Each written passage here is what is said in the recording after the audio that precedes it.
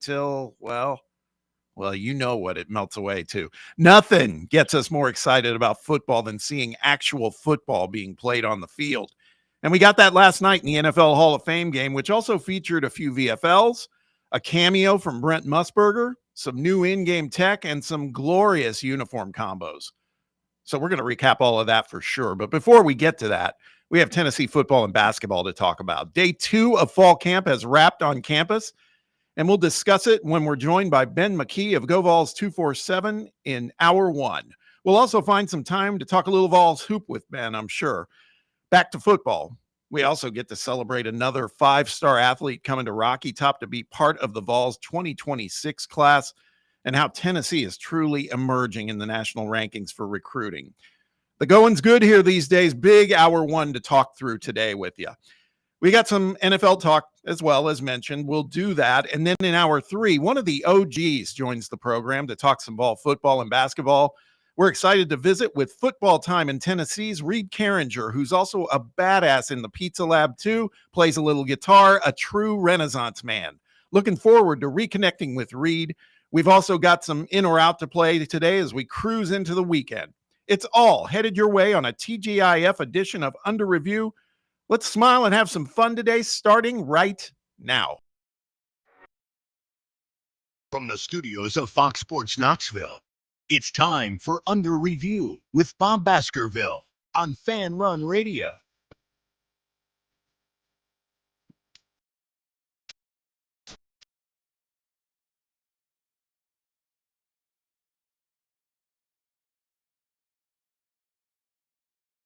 Welcome, welcome, welcome. It is Friday, folks. TGIF. Another week coming to a close. Just that much closer to all of it. Only 29 days. We're less than 30 now. 29 days till football time in Tennessee. 22 days until week 0. And also, if you're an NFL fan, it popped off last night. We are only 34 days till real NFL football. It is all happening, like I said. We are here for it. We are happy about it. We're going to talk about all of it today. We are coming to you live from the White Claw Hard Seltzer Studios of Fan Run Radio. This is Under Review. I'm your host, Bob Baskerville, joined as always by Sam Beard. Got Brett Hollander and Jake Jenkins in the production booth, and you, the listener.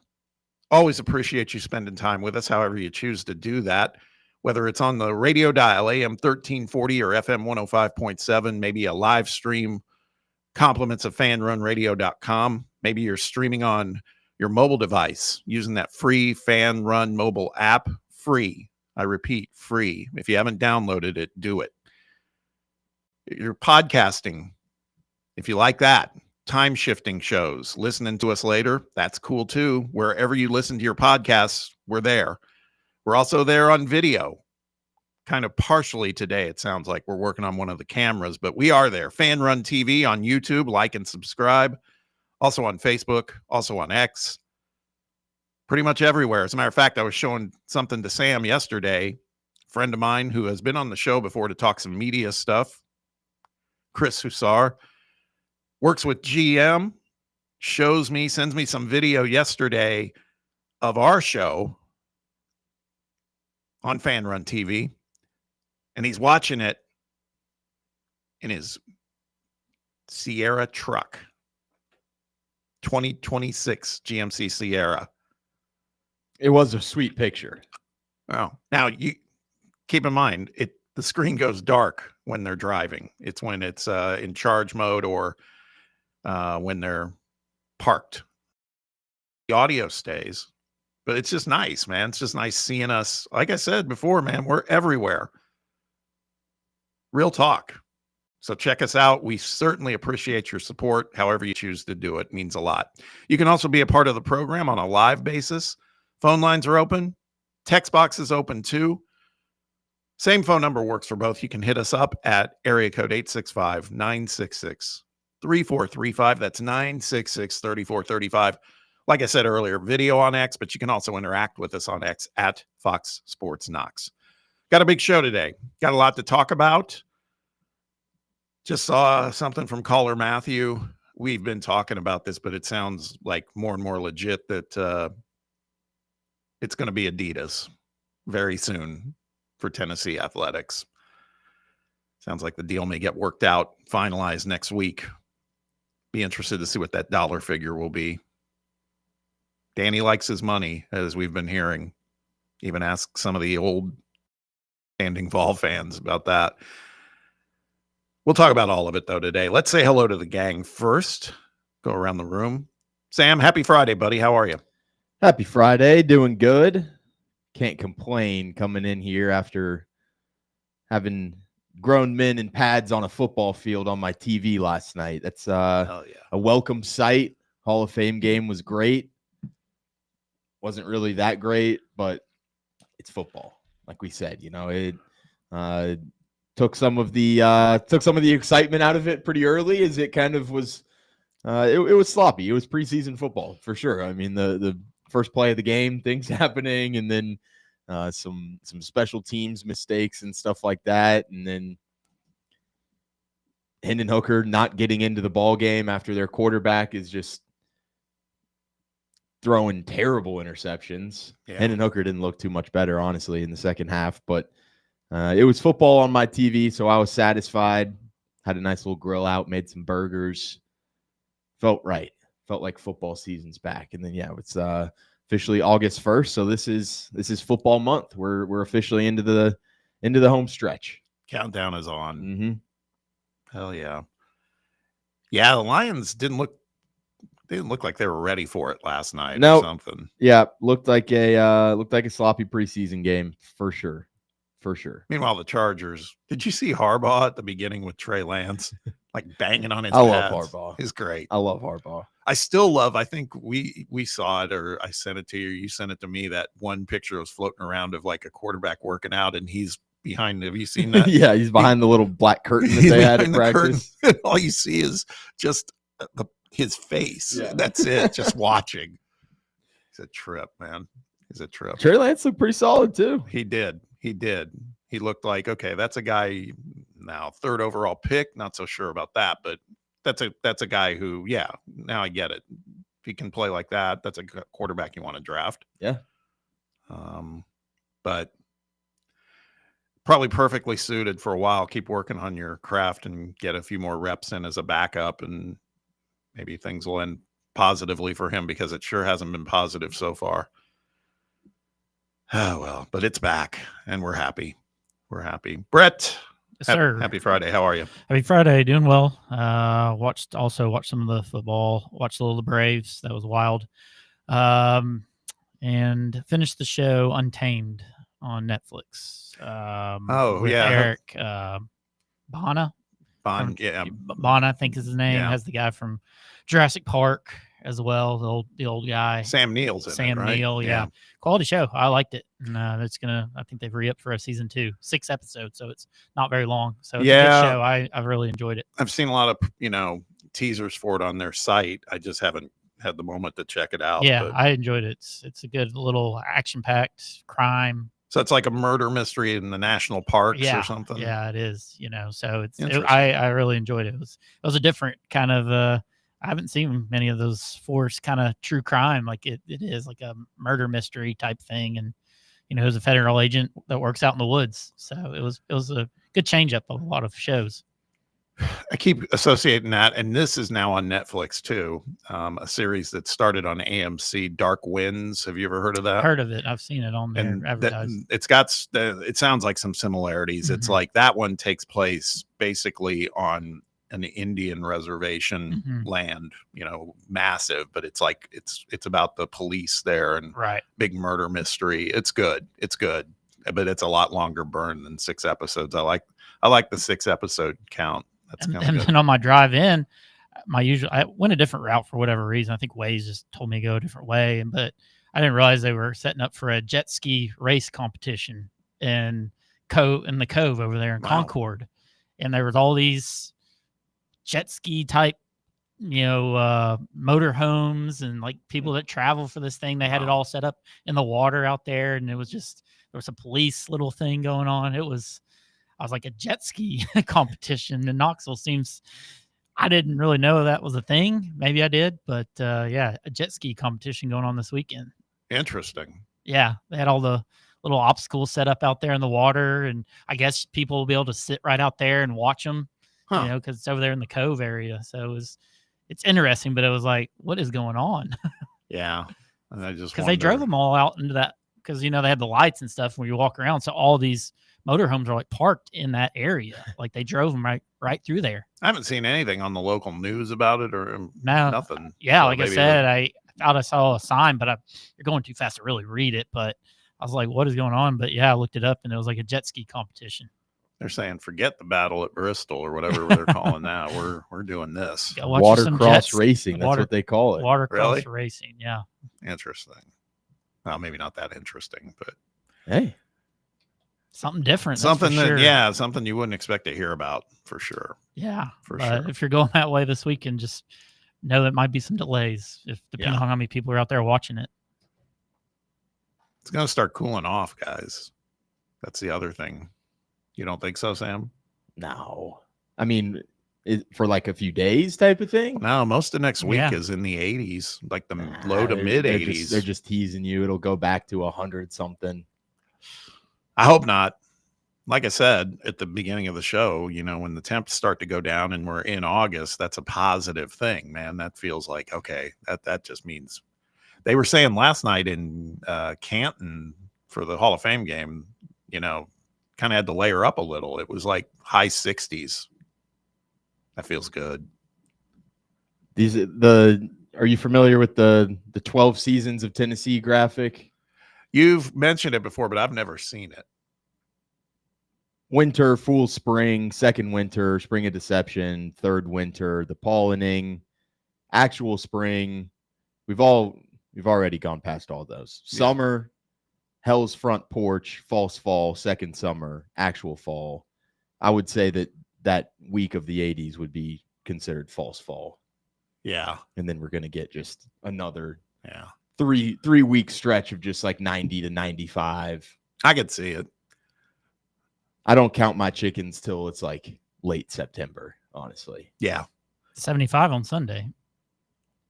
Good But- day to go out but and play that's- some golf. Well, I think rain though, right? Yeah, there's a good chance of rain through all this, but like even the night we're going to the Smokies game, it's supposed to be, you know, mid 60s at night, Yeah. high 75. Good ball weather right Yeah, there. it is. Perfect conditions for Cody. Mhm. Put that first pitch out there. Yeah. He needs to just groove that thing. What if he just throws like 90? Just turns into I mean, Rowan Gardner. If there's ever been, I mean, he's the type, he doesn't really view it as pressure, but there's some pressure because if he doesn't deliver, all of the emphasis will have shifted from John's bad first pitch to Cody. John will just Mm-hmm. absolutely Did John pounce. throw from the actual mound, or did he throw Yeah, like in that front was of it? that was part of the problem, in my opinion. I mean, I get it. He was just trying to do. Wasn't everyone else at the mound though, or were they at kind of the front and he They- took a few steps back? Yeah, they were more at the front. Okay. Yeah, he was like on the rubber. I was standing right behind watching, trying to cheer him on. But then when that happened, I just turned my back and walked towards the outfield. Mm-hmm. Like, I can't watch this. This is not good. It was a disaster. Cody been practicing? No, he's not practicing. He won't no, he's not going to practice. You think he's going to practice, Brett? I don't know. he's I guess gonna we don't go really in have a there just- baseball around here. for him to just toss. Nobody's going to really cheer if he grooves it in except us, you know, because we're all rooting for Cody to do well, so he doesn't have to bear the brunt of it the next day and the next day and the next day. It'll go on and on if he doesn't deliver. Could make for like a good piece of content maybe on the side though. We go to just a random baseball field and have John and Cody do like throw a bullpen together and like we'll see who throws the most accurate ball. Yeah. We'll do balls and strikes. We'll get someone as an ump. We'll get someone as a catcher back there. It wouldn't hurt. I mean, these guys are a partner with us too, and this guy is tied to VIP Sports. Get Will Heflin in here to coach Cody up. There we go. There we go. Will I can't Heflin. work with this guy. If you're He sees him after one. He's like, Will, no, I don't know if we can officially fix Cody this, might have but to save his arm for one throw. That is true. We can't You don't we want to can't wear have too his much arm out. practice and have shoulder problems or God Yeah. forbid Tommy John for Cody. Torn UCL. It's the last thing we want to see. I don't know. Will, if you're listening, get over here, stat. We're all rooting for Cody. Need this to be a success.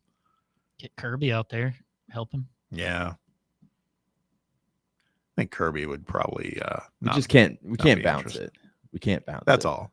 I agree. And then don't go off the mound, man. No, most people don't. No, So- he's got to go off the Yeah. mound because then even if he that's true. even if he does Yeah. like get it across the plate, John will just be like, "Well, you didn't throw from on the mound like a real man." Yeah, that's fair. He's got to simulate the environment that John was in and just hope that he can do everything that he did besides bouncing the baseball. Pressure's on. Mm-hmm. Maybe I'll go out and buy him like a souvenir baseball that's just because that was part of the problem, you know, is super slippery.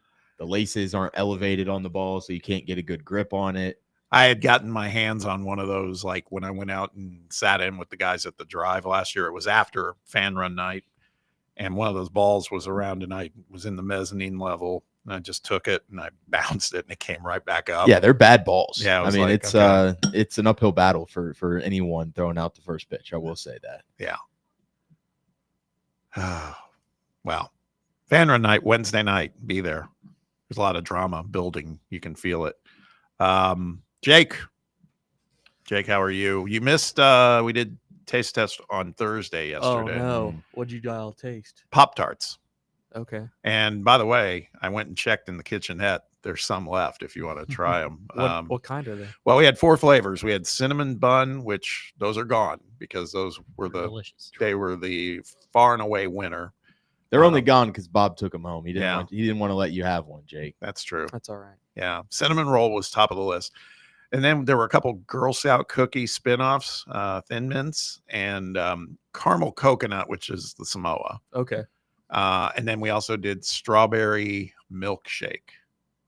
How was that? There was like a milkshake? No. It was the filling was Eh. kind of a like a blend. It wasn't like strawberry jelly. It was more kind of cream strawberry. Huh.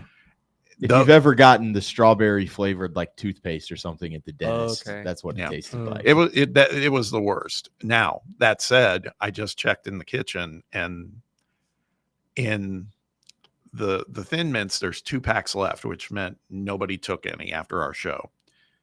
The Samoas, there's only 1 left, which means Spencer took a pack because he liked those. He's the only guy that liked the Samoa ones. They were weird, but not horrible.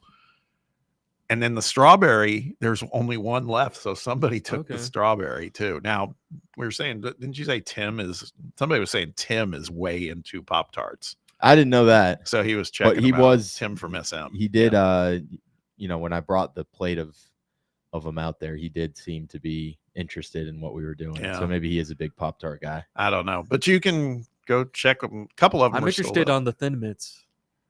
It's all right. Yeah. Yeah, it's kind of meh. We were kind of surprised. The takeaway yesterday was Pop-Tarts, stay in your lane, man. Just don't get exotic, Yeah. because cinnamon roll, every once in a while you're going to hit a home run. That one's better than brown, or it's different than brown sugar cinnamon, which Mhm. everybody loves because it's the GOAT. So they're different, but it was really, really good. Okay. But I would almost describe the Thin Mints one as like the taste of Andy's chocolate instead of a Thin Mint. yeah, Like, I feel like a Thin Mint has a little more mint to it. yeah. Whereas an Andy's chocolate has a little bit more chocolate with just a tiny little strip of mint inside of it. It's probably worth it to grab one of those. Like I said, it's not like you're disappointed. It was just like, all right. Yeah. I mean, they're fine. They're fine. That was about the best way to put it. The other one's not so fine, in my opinion. But oh boy, the things we talk about. Won't have to do much of that much longer, though. Taste tests will be going to the roadside here in a couple of weeks. I had to pick a few things up for grilling out yesterday, and I did go back to my local establishment, and I did find the Doritos that had piqued my curiosity. They were it was also a branch of the late night version, like the loaded jalapeno? jalapeno popper. Saw the bag. Yeah. Saw the bag the other night at the store when I was looking for Pop-Tarts. How were they? I didn't buy them. I just saw them on the shelf and I was like, I kind of want to get those, but I restrained and had some self-control and said, no, I'm not going to get the jalapeno popper ones. I'll get them eventually though. I'll cave. Yeah, I saw those and I was like, we've already done Doritos. Yeah. We kind of worked that one over. There was also like a red curry one or something like that. And I was like, I don't know about that. Curry's weird, man. Can be really good or not really good. The bag of the jalapeno popper, like the late night stuff. Yeah. The bags really pop out at you, I will say. It's kind of a dark green. Yeah. Some neon lights kind of flashing at you. Yeah. I kind of like it. Gets your eyes wandering. Something tells me I'll try them here in the coming weeks. Mm-hmm. I haven't bought a bag of them, but I will.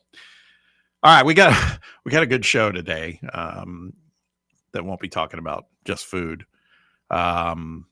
Just talking a lot of Vols today. Day 2 of practice is over. Basketball practiced again yesterday. Now they'll take a break, at least from media available practices, for a little while.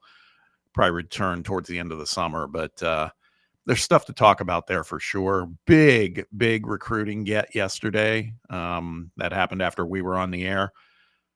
Just the legend of Kelsey Pope continues to grow too. I didn't realize this guy has such a hand in some of the recruits that we're pulling in. So that's pretty awesome too. We're going to talk about all that. Got a couple good guests.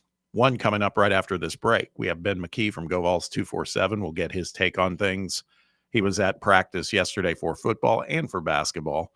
And then later in the show, we will talk with a guy who started with me way back when. I shouldn't say that. He's part of the family that helms Football Time in Tennessee, the magazine.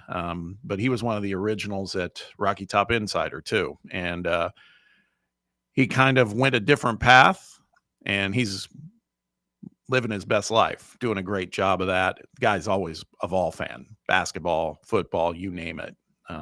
Just a good all-around guy. And he and I were talking. I was like, man, it'd be good for you to come on and chop it up a little bit. And he was like, why not? Let's do it. And so we're going to be fortunate to join Reed Carringer today. Reed will be on the show in hour 3. So a lot to cover today. Let's hit a first break, though. After a quick timeout, we'll be right back with Topic A, getting the Vols recap yesterday from football and basketball with Ben McKee of Go Vols 247. Stick around. It's under review on Fan Run Radio. For the fans, by the fans, this is Fan Run Radio, Knoxville. Believe in family. Believe in your fellow man. Believe in honesty and an honest day's work. We do. We're Farm Bureau Insurance.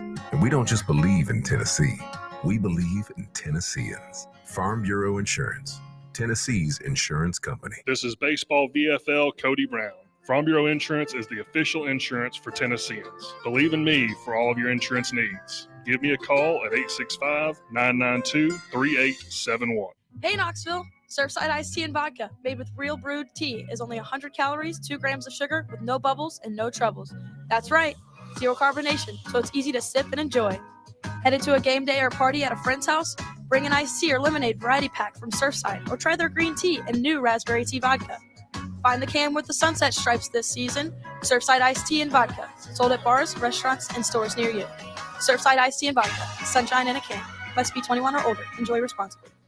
A brand built in Tennessee and born from the love of the game. Inward Half revolutionizes golfing comfort. Crafted by a former pro and dedicated enthusiast just like you, our luxury performance wear guarantees you stay cool and comfortable through every swing and every day. We're not just a brand. We've set out to create a lifestyle for those who understand that impeccable style and premium performance are a hole-in-one. Enjoy the walk-in with Inward Half. Knoxville, mark your calendars. Fan Run Night at the ballpark is back. Join us Wednesday, August 6th at Covenant Health Park as the Knoxville Smokies take on Biloxi and we take over the stands. It's all you can eat night, so make sure to bring your appetite. Plus, we're hooking up the fans with exclusive Fan Run swag giveaways you won't want to miss. Come hang with the Fan Run crew, rep your team, and enjoy a summer night of baseball, food, and fun. Fan Run Night, August 6th. Be there. Hi, I'm Dr. Jacob Wilco, and I'm proud to join the team here at Knoxville Smiles, where we're leading the way in comfortable, modern dentistry. Many people are anxious about going to the dentist. Here at Knoxville Smiles, our team works hard to make the experience as comfortable as possible. We offer everything from warm blankets to sedation dentistry to help you relax and make your visit as enjoyable as possible. So if it's been a while since you've been to the dentist, give us a call at 865-539-1776 to experience a dental visit that will make you smile.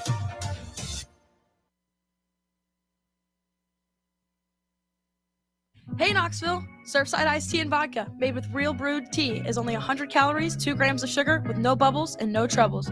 That's right, zero carbonation, so it's easy to sip and enjoy. Headed to a game day or party at a friend's house? Bring an iced tea or lemonade variety pack from Surfside, or try their green tea and new raspberry tea vodka. Find the can with the sunset stripes this season. Surfside iced tea and vodka, sold at bars, restaurants, and stores near you. Surfside iced tea and vodka, sunshine in a can. Must be 21 or older. Enjoy responsibly.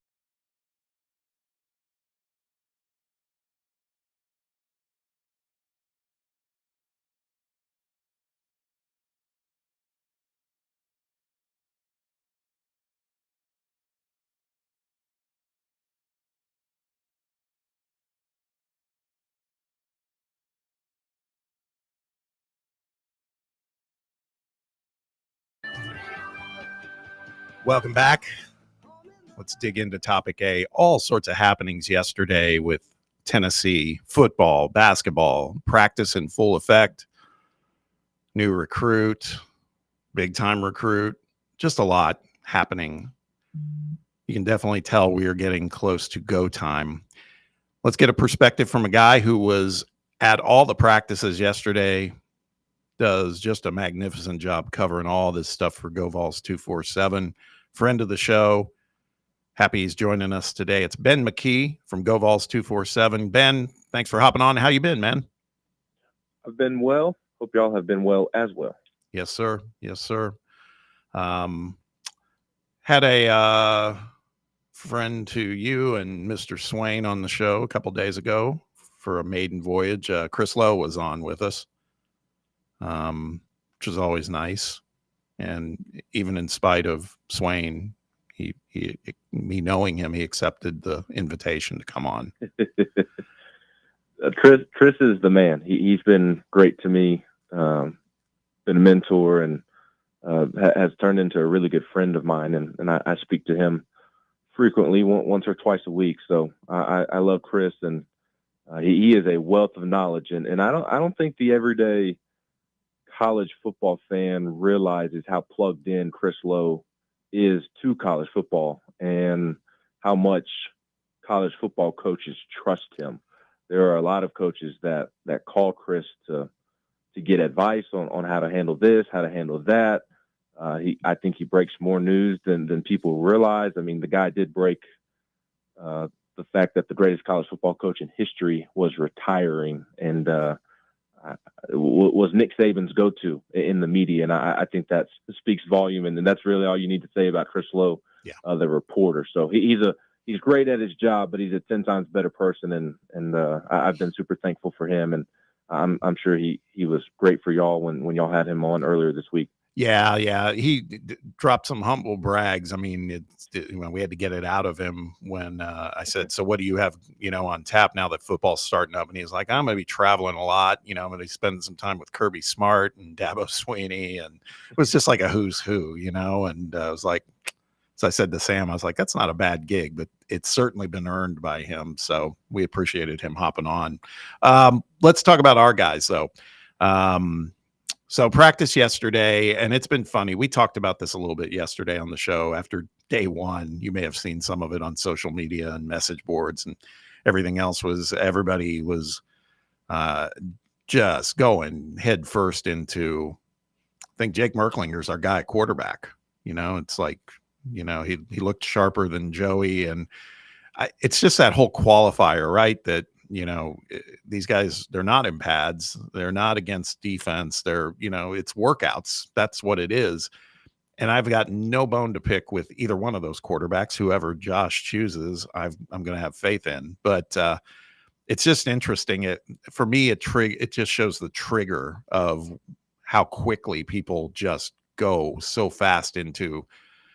They're looking for football content, and so here it is. Let's do it. All of that to say, what was any big takeaways for you from those first 2 days of football practice? As far as, again, knowing that it is what it is, was there anything where you were like, okay, that makes me feel better or worse about this? Well, to add on to what you were saying about the reaction to the Jake Merklinger stuff, I'll quickly add that I think a lot of that is also not only are people really desperate for football news, but there's a ongoing competition, and it's unclear who will be the starting quarterback, and that the starting quarterback at the University of Tennessee is one of the most popular positions in the entire state of Tennessee, regardless of profession. I mean, what job?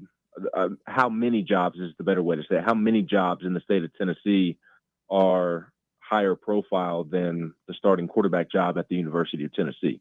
I don't believe that there's many. There's certainly some, but in terms of the attention that the position brings and the scrutiny when things aren't going well, or the amount of praise when things are going well, I mean, it's right up there with any position in the state, sports related or not, in my opinion. So I think that kind of adds on to what you were saying about the reaction to the Jake Merklinger stuff earlier this week. I personally did not see a grave difference between the two. In fact, and granted, look, especially the first day, we were out there we only got to see them. We saw 6 periods, but we only got to see them throw the football for the last period, which is like 4 minutes long, I think. And they did not attempt to pass while we were there longer than 15 yards, I would say. So take it with a grain of salt. But I point that out to say that, like, I didn't see a difference between the two.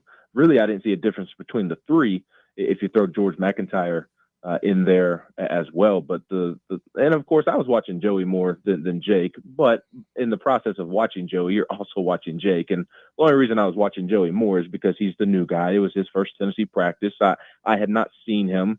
I had not seen him ever on a football field or off. So I was just kind of drawn to Joey because of that. And I mean, his throws were right on the money as well, just like they were for Jake, just like they were for George. But they were throwing short routes, intermediate routes against air. Like, you should be hitting the target right in the jersey number, right in the middle of your chest. And now, once we got to yesterday's practice, day number 2, we did get to see more throwing. It was still routes on air. And I thought Joey was more accurate than Jake, especially as they got into the intermediate throws. And just to answer your question at the quarterback position, I've kind of settled on the thought that I think Joey has more potential, has more talent, has a higher ceiling. And look, part of that is because Joey is so old and he's so experienced. And Jake is just in his second year of college football. And I never viewed Jake Merklinger as a quarterback that was going to be ready to be an SEC starter in his second year of college. I always thought of him as more of a developmental prospect. Year 3 at earliest is okay. Like that's when it'll be his time to potentially win a job and prove himself.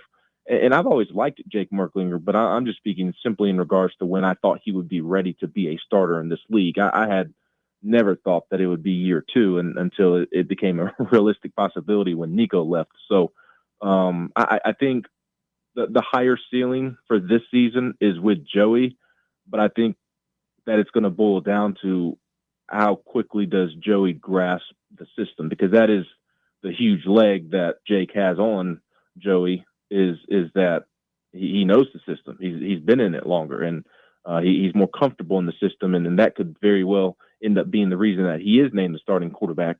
But that's kind of been my takeaway from the first 2 days of not really seeing. We've seen more practice than we will see the rest of camp, but even within that, we have still not seen a ton. They have barely done any team periods. They did not do a team period at all on the first day on Wednesday, and then yesterday I think they did maybe 2 team periods at the very end. So even the team itself, when the media is not there, hasn't really gotten into a a lot of 11-on-11 work and really been able to assess Joey or Jake or George. But that's kind of where I'm at. Just my opinion on it as we start fall camp is that I think Joey has more ability, but Jake is going to be more comfortable with the system. And I think how quickly Joey catches on to the system will probably determine who is the starting quarterback against Syracuse. Been big time get yesterday in the 2026 classes. The momentum on the recruiting trail keeps going with Salesi Moa.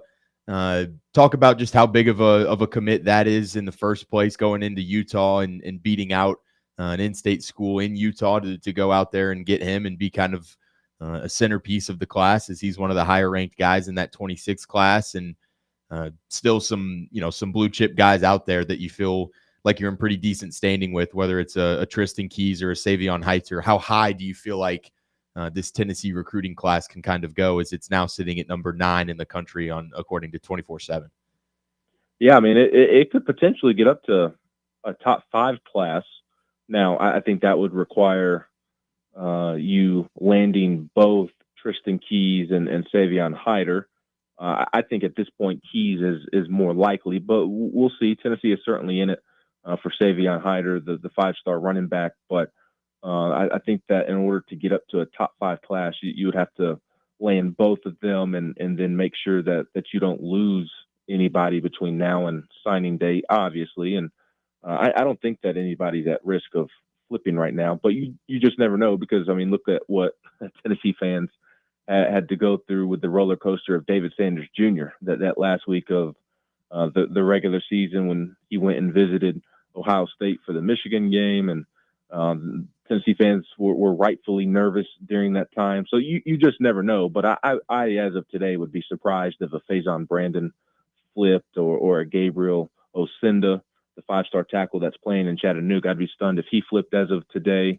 And then, like, even if you were to land Tristan Keys, like, that's something that you'll still have to hold on to. A&M's not going to stop recruiting him. I don't think LSU will stop recruiting him. You're not hearing much Ole Miss buzz. You're not hearing any Ole Miss buzz at all right now, but he is from the state of Mississippi. Lane Kiffin's offense is attractive. You know, Lane's going to have a quarterback, and Ole Miss has some money, so who knows what they might choose to do down the road. You just never know. Again, I don't know that. I'm just kind of speculating long term that Tennessee's going to have to, even if they land Tristan Keys, they're going to have to fight off others for him up until signing day. But this is a great signing class, and we'll see where it ends up being ranked by the various rankings. But I think whether you're going off of a recruiting service or not, I mean, I think this really is trending towards being Josh Heupel's best recruiting class at Tennessee, and it's because of the recruiting wins like yesterday with Salesi Moa. I mean, we have him, I believe, as the number 43 overall player in the country, top 50 player in the country, and you go into Utah and beat out the in-state team, and he's a legacy player. And we have him as a composite 5-star, which if we have him 43, I would imagine that On 3 has him ranked higher than we do. So to go in and land one of the best players in the country, simply put, over the in-state team whose dad played there, that's as good of a recruiting win as you're going to find. And I think it's up there this cycle for one of Tennessee's best recruiting wins. Of course, you throw Faison Brandon in there. You throw Gabriel Osinda.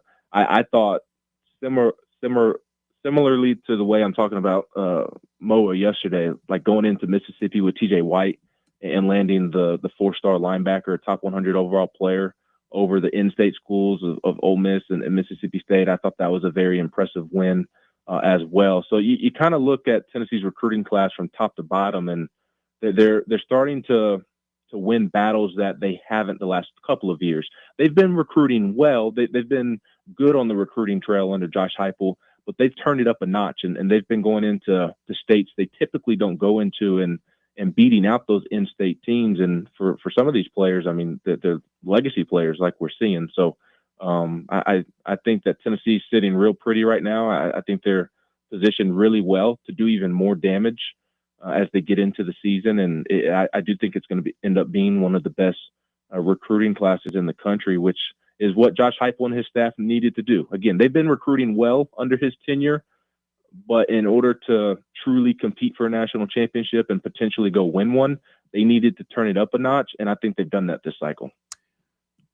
We're joined by Ben McKee of GoVols 247, keeping it with football, and we started the conversation, talking a little bit about the quarterback scenario, as it were, and the impending competition there. One of the things we talked about yesterday, and I wanted to get your take on this, is we spent a lot of time talking about the quarterbacks, and it's like, what about the guys that protect the quarterbacks? And we've been looking over the offensive line as it's taking shape this season, and it's pretty much a full-on rebuild. However, all those new faces, there's some guys there, and wanted to get your take. Do you think that this could be the best offensive line? It feels like it's certainly better than last year's, which there was so much inconsistency there just from availability perspectives. But also, could this be the best offensive line in the Josh Heupel era, and even counting the 2022 team? It could be. I don't think it will, but it could be. I think it just depends. I think it will depend on what Tennessee gets at the tackle position. I think Lance Hurd is certainly going to be better than he was last year. The question is how much better. If he lives up to his potential and David Sanders Jr.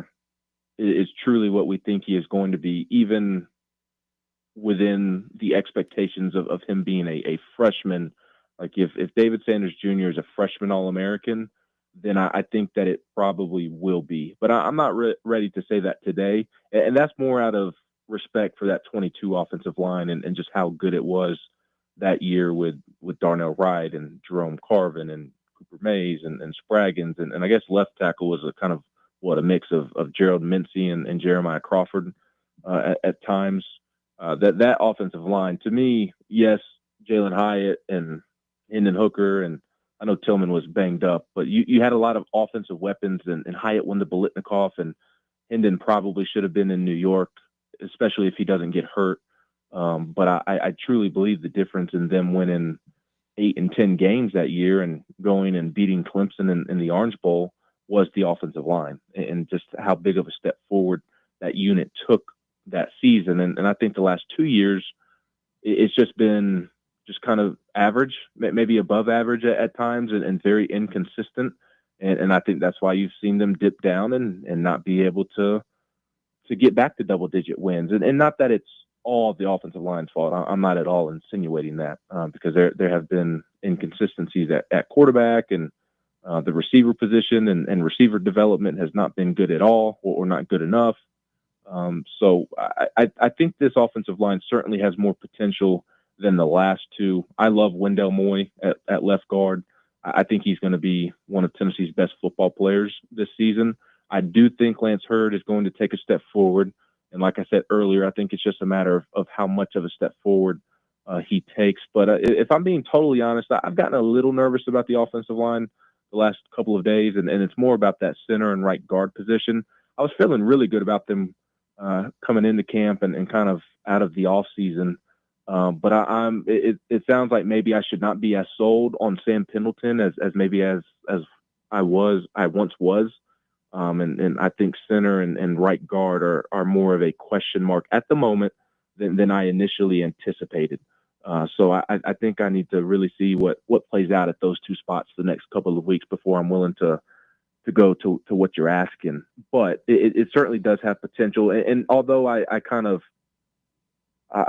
temper expectations with Sam Pendleton and William Satterwhite, I've heard on the positive side, I've heard really good things about Jesse Perry, and that's why he was running with the ones and drills this week to start camp. So although Pendleton may not be where I thought he was, Jesse Perry may be further than I thought he was. So maybe there's a little give and take there, but they've got their tackle situation figured out. They've got left guard figured out.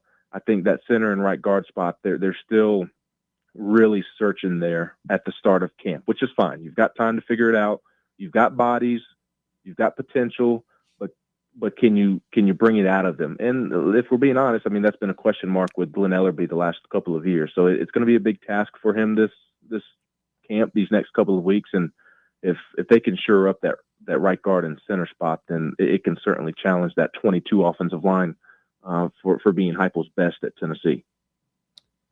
I want to touch on basketball quickly. I know it was just the second open practice, but some fun buzz and talk kind of surrounding the 1-3-1 zone look that Tennessee has been working on defensively. Is that something that, I know it's a extremely small sample size and season is still very far away, but is that something that you kind of foresee Tennessee kind of having in their back pocket and using at times next year, just given so much length on this roster this year and really being able to kind of create some mismatches defensively in that sense? Absolutely. I think this is going to be one of Rick's deepest teams and most versatile teams. And saying that feels weird. I don't know why. I think it's because it kind of, when I say that, I guess it might insinuate that the last couple have not been versatile. But I feel like the last couple of teams, Rick teams, that have been versatile and been able to do different things, certainly defensively, as we know under Rick, but even offensively, I think that they've been able to be versatile at times, more versatile the second half of Rick's tenure compared to the first half of Rick's tenure, where they really had to win through Admiral and Grant and others in a particular style of play. And I think his offense has really evolved, which you have to give Rick credit for. But I think to your question, I think the versatility is going to be to the nth degree with this year's team, and they're really going to be able to do a lot of different things, and that's why I think they're toying and practicing a 1-3-1, and it's because they do have a great deal of size, and they have two freak athletes this year, and Cade Phillips and Nate Ament, who have crazy length to go with their crazy athleticism, and you can truly put Nate and Cade anywhere on the floor defensively, and they're going to be able to thrive. And Rick sounded a little crazy early last season. I think it was early last season. Maybe it was the season before. I think it was early last season. He sounded a little crazy at the time when he said he believes that Cade Phillips can have the defensive impact that Jemai Mashak has. And it's different. Jemai is more physical than Cade, but Cade has more length. And he does have great athleticism that will allow him to stay in front of smaller guards. So you could put Cade in the post, and his length will be able to give post players problems, but he's also athletic and quick enough to where you can throw him on the perimeter, and he could be on a point guard. He could be on a wing, very Yves Pons-like in that sense of where you can really match Yves up with anybody on the floor. You can do the same with Cade. It just looks a little different because he obviously doesn't have the strength that Yves or Jemai does, but Rick has always felt like Cade can guard all five positions, and I think when you throw in a Nate Ament who has crazy athleticism, and then you have a lot of size behind them, Felix Okpara is probably the best rim protector in college basketball going into the season. So you've got Felix back there, you've got Nate, you've got Cade, and then of course they have several other terrific defensive players as well, or just athletic players as well. That they're going to cause a lot of issues for teams, not just because of simply their ability, but because I to your question, I think they're going to be able to do a lot of different things because of their ability. Staying on basketball, one more question for you, Ben, and that is, I've read a couple of reports. It sounds like JP Estrella yesterday was kind of out there working untethered, no limitations, and it sounds like, again, it's one of those things to be optimistic about. What was your take on JP's run yesterday? I thought he looked good. I did not think that he looked like a guy coming off of a serious foot injury, and that's critical because he's a big man, and you never want to hear a serious foot injury associated with a big man. But he looks good moving around. I don't think Tennessee fans realize what Tennessee has in JP Estrella because of how his first two seasons have gone, and what was kind of behind. I guess that was Jonas in year one. And some others, and then this past season, I thought, I don't know that he was going to be like an all SEC team member, but I thought JP was going to have a really good year this past year because he had a good off season aside from the foot injury, but just was not able to come to fruition and ended up having to have surgery. But I don't think Tennessee fans realize how good JP Estrella is or is going to be. And I say that in a positive way, obviously, but I think he's going to be a real benefit for Tennessee this year. And I'm in love with their front court because I think, speaking to the versatility, I just think they're going to be able to do a lot of different things. And I think they're going to be a nightmare matchup for opponents because you have so many different styles of player. Between the four of them, they're all four different players with Cade Phillips, Jalen Carey, Felix Akpar, JP Estrella. They all bring something different to the table, and they're all very talented. So I thought it was a great sign that JP was moving around, and he did not seem to have limitations on him yesterday, but they are still being cautious with him and making sure that he is taking it as slow as you can, or as cautiously as you can as you work back into 5-on-5, because it is a big man coming off of a foot injury at the end of the day, and you need him in November and December gearing up for SEC play more than you need him right now. But I thought he was moving around well. I really did. He shoots it well. He defends well. He plays with a lot of energy, as we saw in that Purdue game against Zach Edey. I think he's going to be a fan favorite because of the energy, because of his ability offensively, defensively, and I think he's going to be a key piece to this year's team if he can stay healthy. Ben, as always, man, I feel like we always learn something spending some time with you. Really appreciate you hopping on. Let the listener know where they can check out all your work. You're going to be in the thick of it here now, so we'll be looking forward to seeing what you're covering.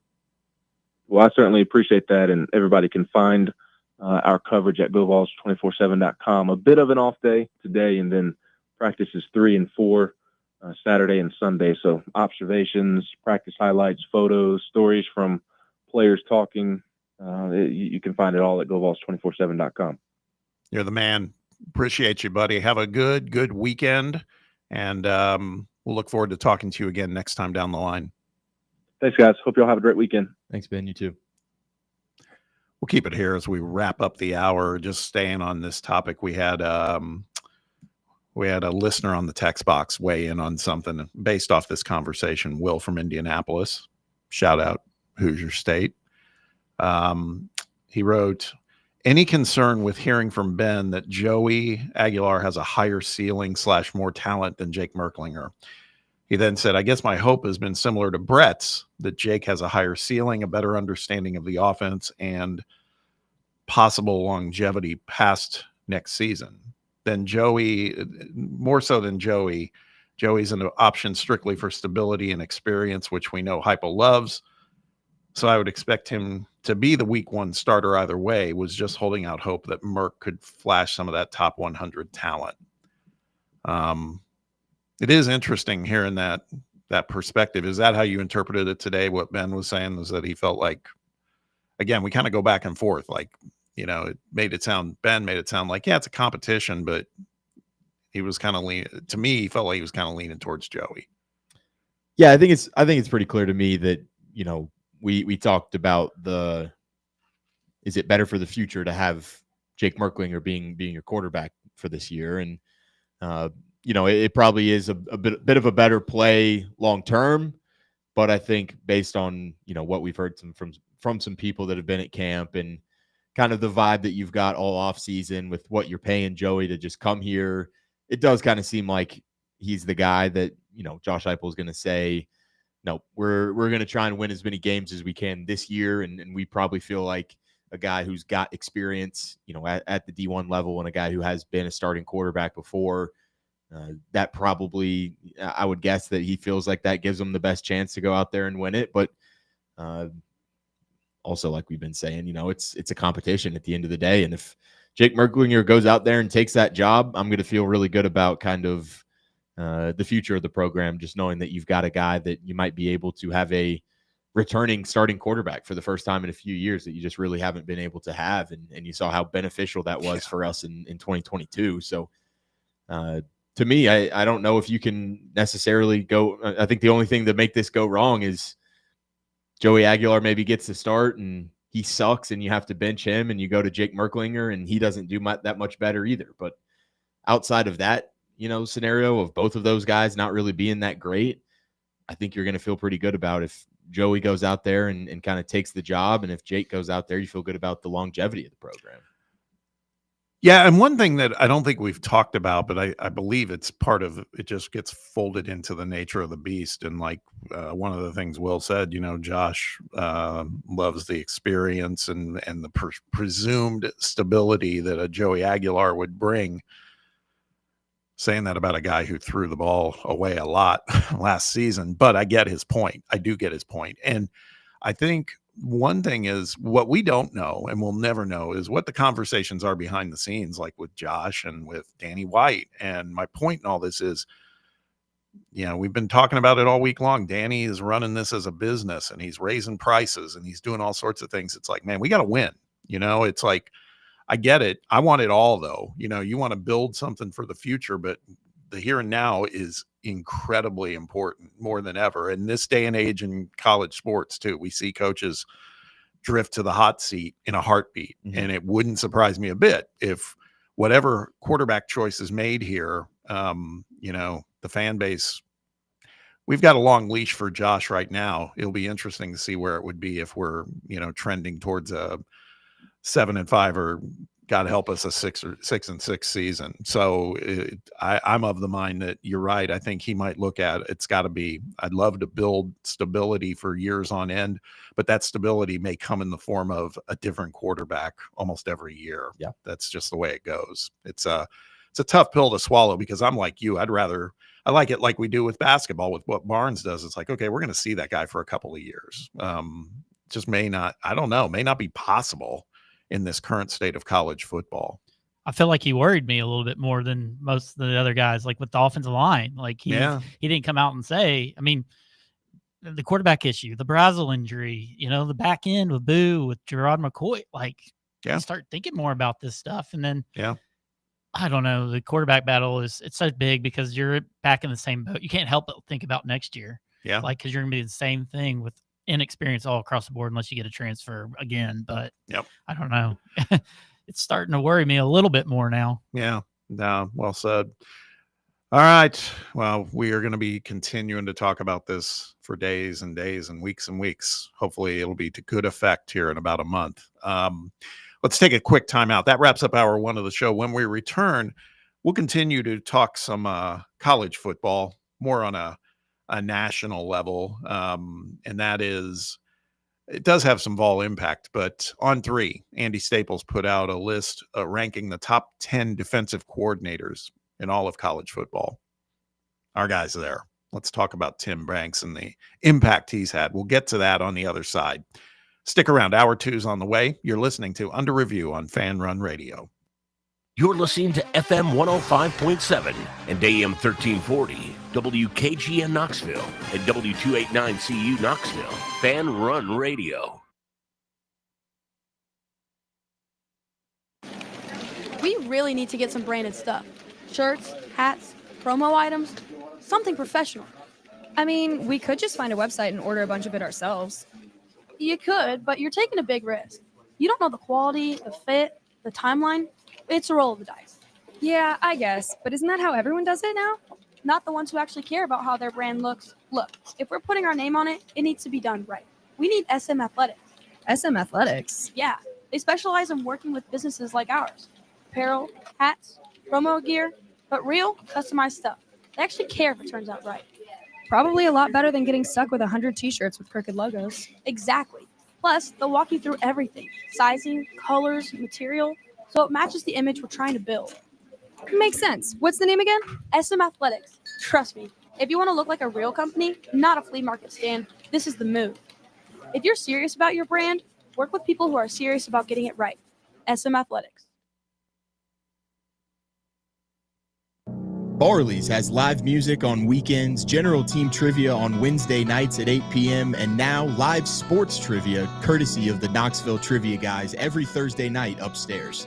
The game starts at 7 p.m. and is free to play for everyone, so head on down to the Old City and show off your sports knowledge and win gift cards to Barley's.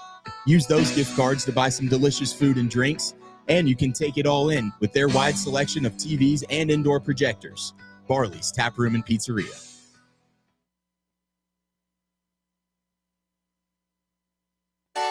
Citizens National Bank. We make it easy to save money. Get access to thousands of discounts on shopping, dining, and travel with the C&B Plus Perks account. It's a powerful new way to save money with roadside assistance, cell phone protection, identity theft protection, and credit monitoring. Banking at C&B has its perks. Call or stop by a branch for more details. Citizens National Bank. Banking never felt so good. Member FDIC. Hey, Pack Rat. Yeah, you. Are you moving cross country and you just don't know who to call? Call us right now. Listen, you've probably seen one of our containers in your neighborhood, but did you know that we can help you move anywhere in the United States? It's real simple. We'll drop a container off at the location you tell us to bring it to. You pack up your valuable possessions at your leisure. They stay safe right in your home. And when you're ready, call us. We'll come and pick up the container and give you a scheduled date of when your furniture and the other possessions will be at your new home. So if you're moving across country or across town, be a Pack Rat. Join the Pack Rat family. Call Pack Rat right now for your free quote. See y'all later, Pack Rats. Call 800-965-1298. 800-965-1298. 800-965-1298. That's 800-965-1298. Hour 2 of Under Review starts now.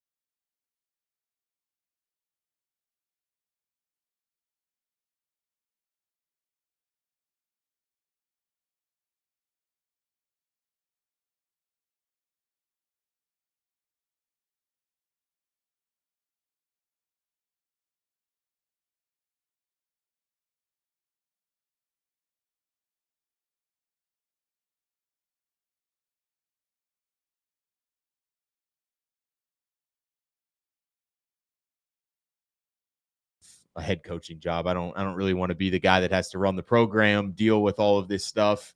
I would just love to kind of be the guy that can coach ball, be an X's and O's guy, you know, kind of dive into the film, dive into the playbook type of stuff. Don't have to worry about keeping kids happy in terms of contracts and money to be made and what role they're going to have on the defense. He's just a guy that probably wants to go out there and just eat, sleep, breathe football. And I think he's probably benefiting from that one, to be quite honest with you. Yeah. Number 5, Pete. Let's see if I can get this right. Pete Kwiatkowski at Texas. Yeah. Does that sound right? Kwiatkowski, I think. Kwiatkowski. Again, another name I haven't heard, but when these guys are affiliated with jobs this big, they're obviously doing good work. Yeah, no, he's been doing really good stuff over there. I mean, he's clearly churning out guys over there for Texas, and was pretty did a pretty good job over there at Washington before he came over to Texas. So yeah, definitely a guy that deserves to be on this list. And you've seen the Texas defense has been a strength ever since Steve Sarkisian has hired him to become that defensive coordinator. So yeah, I mean, I think he's a guy that 100% falls on this list. Number 6, we talk about Curt Cignetti, and most of the time we talk about him in a little bit of anger just because of how he behaves. But the guy's doing a good job resurrecting that program. Not even really resurrecting, making Indiana relevant. And part of it is he surrounds himself with good coaches. I think their new offensive coordinator is a Shanahan, as a matter of fact. I think it's Mike Jr. But his defensive coordinator, Bryant Haynes, has done good work there, man. They were tough as hell on defense last year, with the exception of the Ohio State game, and then, of course, the Notre Dame game in the playoffs. So the two real teams that they played. Yeah, well, that's fair. Gotcha. That's a good point. We still got to get our digs in on Cignetti. There's more to come in this hour, as a matter of fact, on him. But number 7, SMU. Scott, is it Simons or Simmons? Simons. Any idea? I would guess Simons. Again, another program who's been they've been throwing hot takes out, but Rhett Lashley's doing good work there. He's got them going in the right direction. So Scott Simons gets some love in the top 10 as a defensive coordinator. Now, here's a name certainly we're familiar with. Number 8 at Ole Miss, Pete Golding. Drunk. Yeah. Hey, do they play good D? It's all those fans care about, particularly at Ole Miss. They're all drunk. That is true. Yeah, no, I mean, definitely a guy, when you talk about like lineage too, I mean, he was a guy that was working under Nick Saban, and if you've got the seal of approval from Nick Saban, you're doing something right in the coaching world. And Lane Kiffin felt strong enough about him to say, hey, I've got my own gig over here at Ole Miss. I want you to get a little bit more elevated of a role instead of just doing, I believe he was the linebackers coach over at Alabama when he was coaching there. So he gets a little bit of a bump being able to coach the entire defense over there with Lane Kiffin and two guys that have worked under Nick Saban and know what they do. So yeah, a guy that definitely should fall on this list as well. I think he's a young up and comer in the game, still just 41 years old too. So you feel like he's got plenty of time to develop as a DC or even kind of get his own job eventually. Number 9 and 10. We'll start with number 10 and then get to number 9 with good reason. Number 10 is Kane Womack at Alabama. Hear his name a lot, but I don't know. Not necessarily anything with Alabama kind of gives me pause. By the way, I don't know if you saw this. Tim Brando was on Jake Crane's show yesterday, and he did his preseason top 15. Mm-hmm. He had Alabama like at 14. He had them not making the playoffs. Wow. He's kind of a hot take guy when it comes to his rankings that he does. I would guess he's not a Ty Simpson believer. He's not. That's exactly what he said. He was like, Ty Simpson's not the answer at quarterback. Mm-hmm. And So he was kind of down on him. You know, that's what Jake said. He was like, Bama fans, please take it easy on me now. But I mean, I literally think their season just all hinges on him because we know how talented of a team they have just coming back with a lot of really talented guys on that defense. We know Ryan Williams coming back. They've got some talented guys on the outside. It's just, you know, how much of that load can Ty Simpson shoulder and how much can he kind of elevate that team as well, just from game manager to being a playmaker as well. Yeah. So back to number 9. It's our guy, Tim Banks. And that's why I put him last, just because I want to fan out into a conversation on him for a little bit. It's like, I felt like maybe this was just my interpretation of it, Sam, but before the last couple of years, I always felt there was kind of a love-hate relationship when it came to Tim Banks. But I feel like last year in particular, I feel like he planted his flag like, this guy knows how to build a defense. It was the strength of our team last year. You could really argue that in the running game. And I think it's the one thing, by and large, Jermod McCoy's status notwithstanding, by and large, for this season, I feel like most of the fans and the media are of the belief that defense is not a big worry for us. Right now we're in good hands with Tim Banks. Do you feel that there's been like an ascent by him, or do you feel like he's just been that good all along and we're just finally appreciating it? I've never understood the Tim Banks hate from our fan base, to be quite honest with you, because the Tennessee defense has improved every single year since he's come to Knoxville in 2021. And I think that as maybe the offense has kind of taken a step back in terms of explosiveness, you've leaned even more on that defense, and they are just been continuing to kind of answer the bell in that sense. And, it's a Tennessee defense that's finished top 15 nationally in all 4 years under him. Looking at our schedule, we held 10 of our 13 opponents under 20 points. Like, what you've been able to do in the run game, in terms of 3rd and 4th down conversions. Like, I feel like you're a really good 3rd down defense for the most part. I just think this has been, I like every single time I see some tweet on my timeline or something like, fire Tim Banks, get him out of here. We need somebody else new in the system. I just never understand it, because I feel like what you were asked to do defensively in the first couple of years, he did about as good as you could have done when Tennessee's offense is scoring within a minute and a half and your defense is having to play 75% of the snaps basically in a game. Like, I thought they held their own for the most part. And then if you've kind of, as this offense is, like I said, I guess taken a step back, but maybe just gotten a little bit more methodical in some of their approach and not having to lean as much on their defense, I think you've seen the unit as a whole be able to improve by the year. So, yeah, I mean, I think Tim Banks could even be higher than number 9 on this list, to be quite honest with you.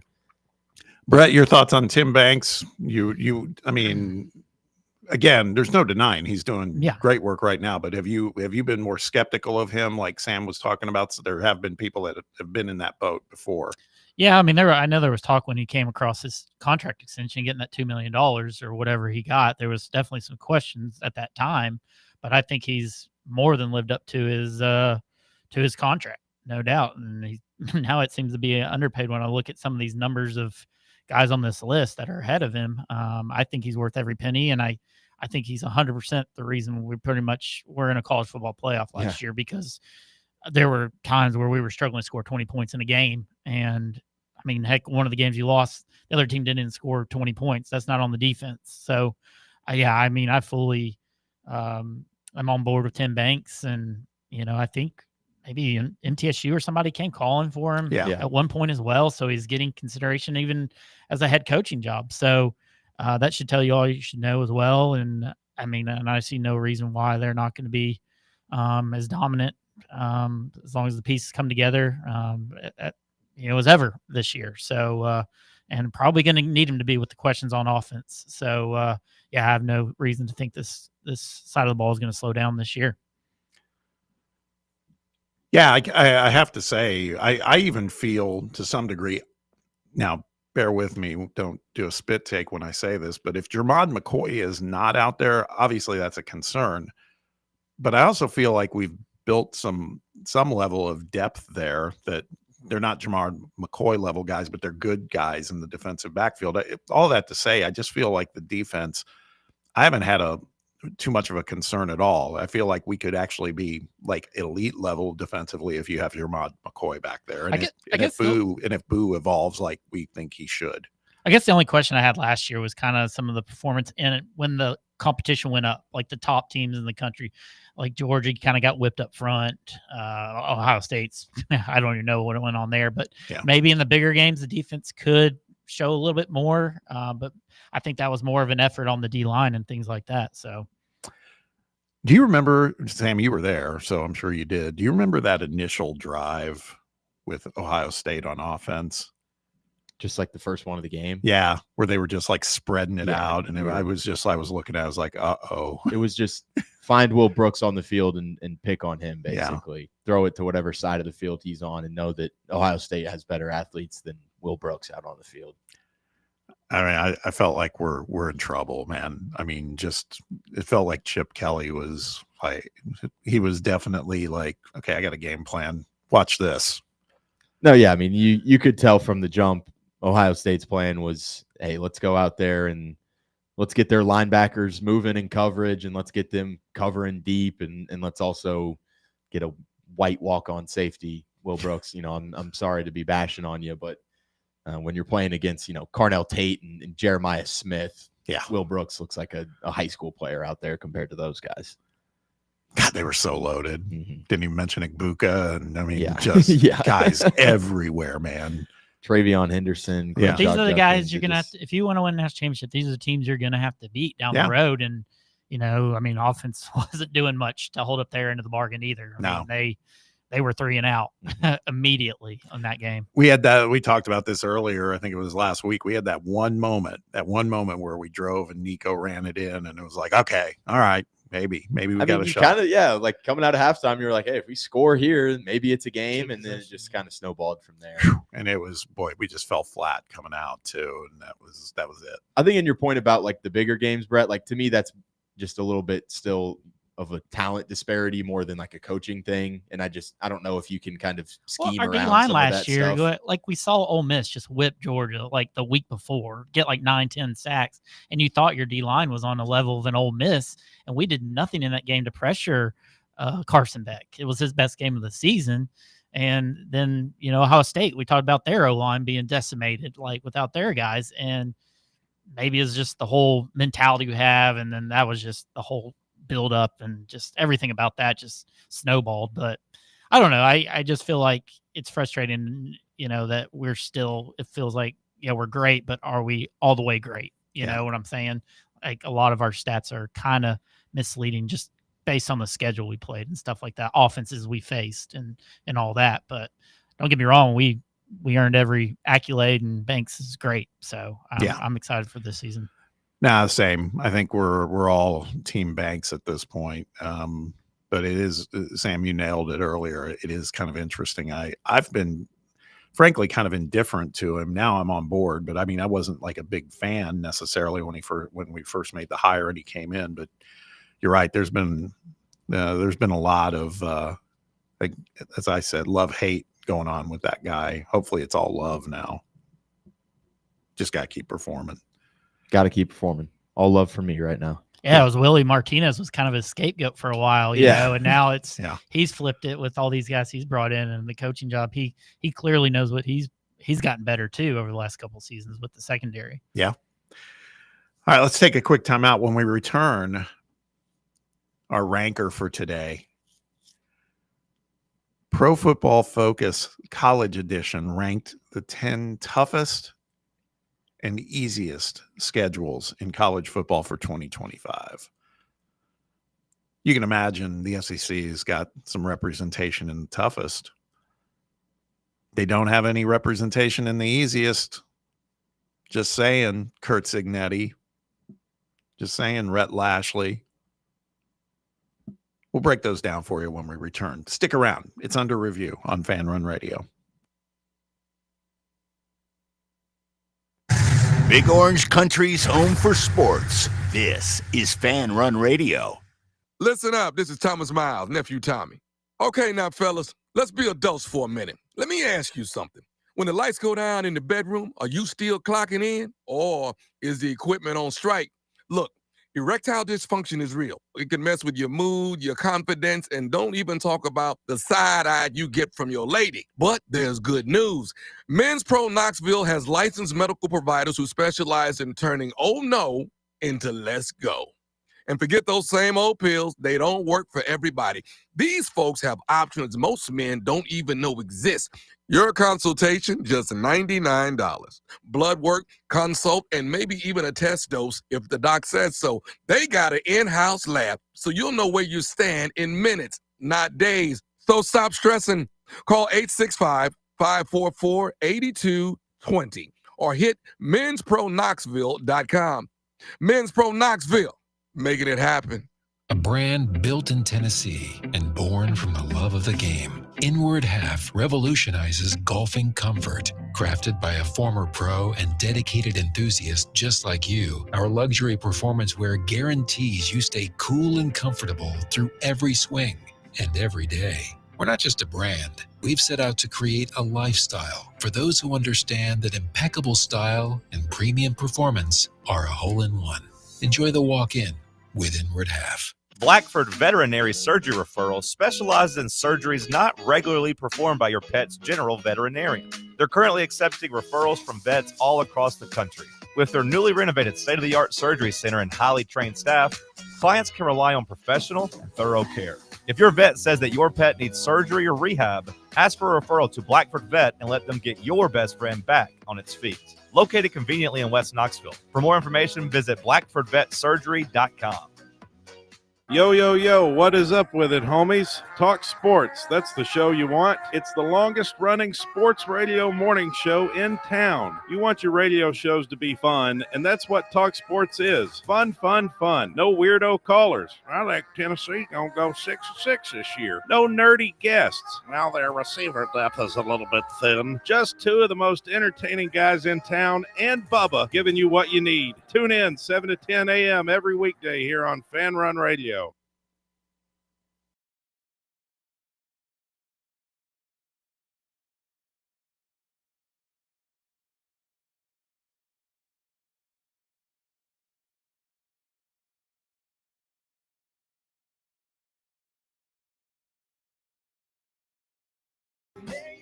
Welcome back. Top over to the phone lines. Guy we haven't had a chance to hear from for a few days. The stars have not aligned. He's been trying, but he's here today, and we're glad to hear that. It's Roberto. Roberto, what's up, man? Happy Friday. Happy Friday, gents. I hope you're well. Yes, sir. Doing good. Outstanding. Well, we're stuck in traffic currently on Alkilia Highway, so get ready for that if you're going that way into King Blount County today. Man, you guys kind of got me a little hot under the collar about the Ohio State game. Did I hear that Sam was there? I was there. I was too. Were you cold? Because it wasn't as cold as I expected. I wasn't all that cold, to be quite honest with you. No, I wasn't either. Oh, actually, I guess I was just my so soul pissed was off at cold. their fans. Yeah, I felt dead inside. But other than that, yeah. And Bob, you mentioned the play where we got back to like 21-10. That was the play you were talking about with Nico. Yeah, when we had a little bit of a sustained drive and he ran it in, and he was working hard. Say what you want about him, he was doing what he could, but yeah, it gave us hope for a minute, but just a minute. Yeah, it felt like everything in the wide world was against Tennessee in that. But then I looked at all the other games. Until the national title game, nobody played Ohio State as good as we did. Even Texas. Yeah. Didn't they play them? Yeah. Is that right? Yep. I'm not misremembering. I mean, that was a closer game, but actually Texas played pretty horrible, if I remember correctly. Or they should have won because Ohio State was really off their game. But was it Texas or the national championship game where Sawyer ran that fumble back? Texas. That's what I thought. It was Texas. Ugh, God. Yeah, that's Sawyer guys. I call that Florida annoying. He's Florida annoying. Yeah. Like Teddy Dupay and those type of guys that were just always really good, but just super annoying to be across the way from them. Chris Doring is another one of those. God, we could do a Florida annoying episode. What about Matt Walsh? Remember him for basketball? I have a story about that, Bob, but I don't think I should tell it on air. Yes, I do remember that very well. Do you remember that his girlfriend was a Playboy? Oh, yeah. Centerfold? Yeah. Yeah. You remember the things that got passed around in the student section during that game? Don't know that, but they came off my printer. There it is. There you go. We're outside the legal ramifications of all that. Yeah, they came off my printer. So I as far as that's concerned, you were talking about our defensive secondary, really. And I actually agree with you, Bob. I think they've put some depth back there. The McMurray's still over there, right? And like he was an afterthought when he came from Temple. I think he's going to be pretty good too. I think he's pretty decent. I think the depth we added out of this year's class in the defensive secondary is really good. They'll be able to come along. But is Jordan Thomas back, or are we just like totally he's gone? I can't remember. He's back. I got hurt last year. I don't know if we know, how healthy he is or how much we're going to be able to kind of rely on him, but he is on the roster. He better be healthy. I mean, tore his ACL, like 20 months ago, 18 months ago? Yeah. I hope he's back. If we're talking about McCoy potentially being back in under 9 months, you got to think a guy who's taking 15 should be back. I don't know, man. I actually agree with Bob here. I think we might actually be significantly better in the defensive secondary. Even if Jamad McCoy's hurt for a while, if not half the season, I think we'll actually be better. Because I think our depth's are yeah, no, it seems to me like there's a lot of chatter about Colton Hood too. That yeah, he's. I had forgotten about him until the other day. Yeah, the only reason he wasn't on the field very much at Colorado is because he had a Heisman Trophy winner in front of him. Yeah. Right. That's a great problem to have. Definitely. The other thing I wanted to kind of touch on, and Brett seems to be anti-Swagular, which is fine. I have no problem with being anti anything.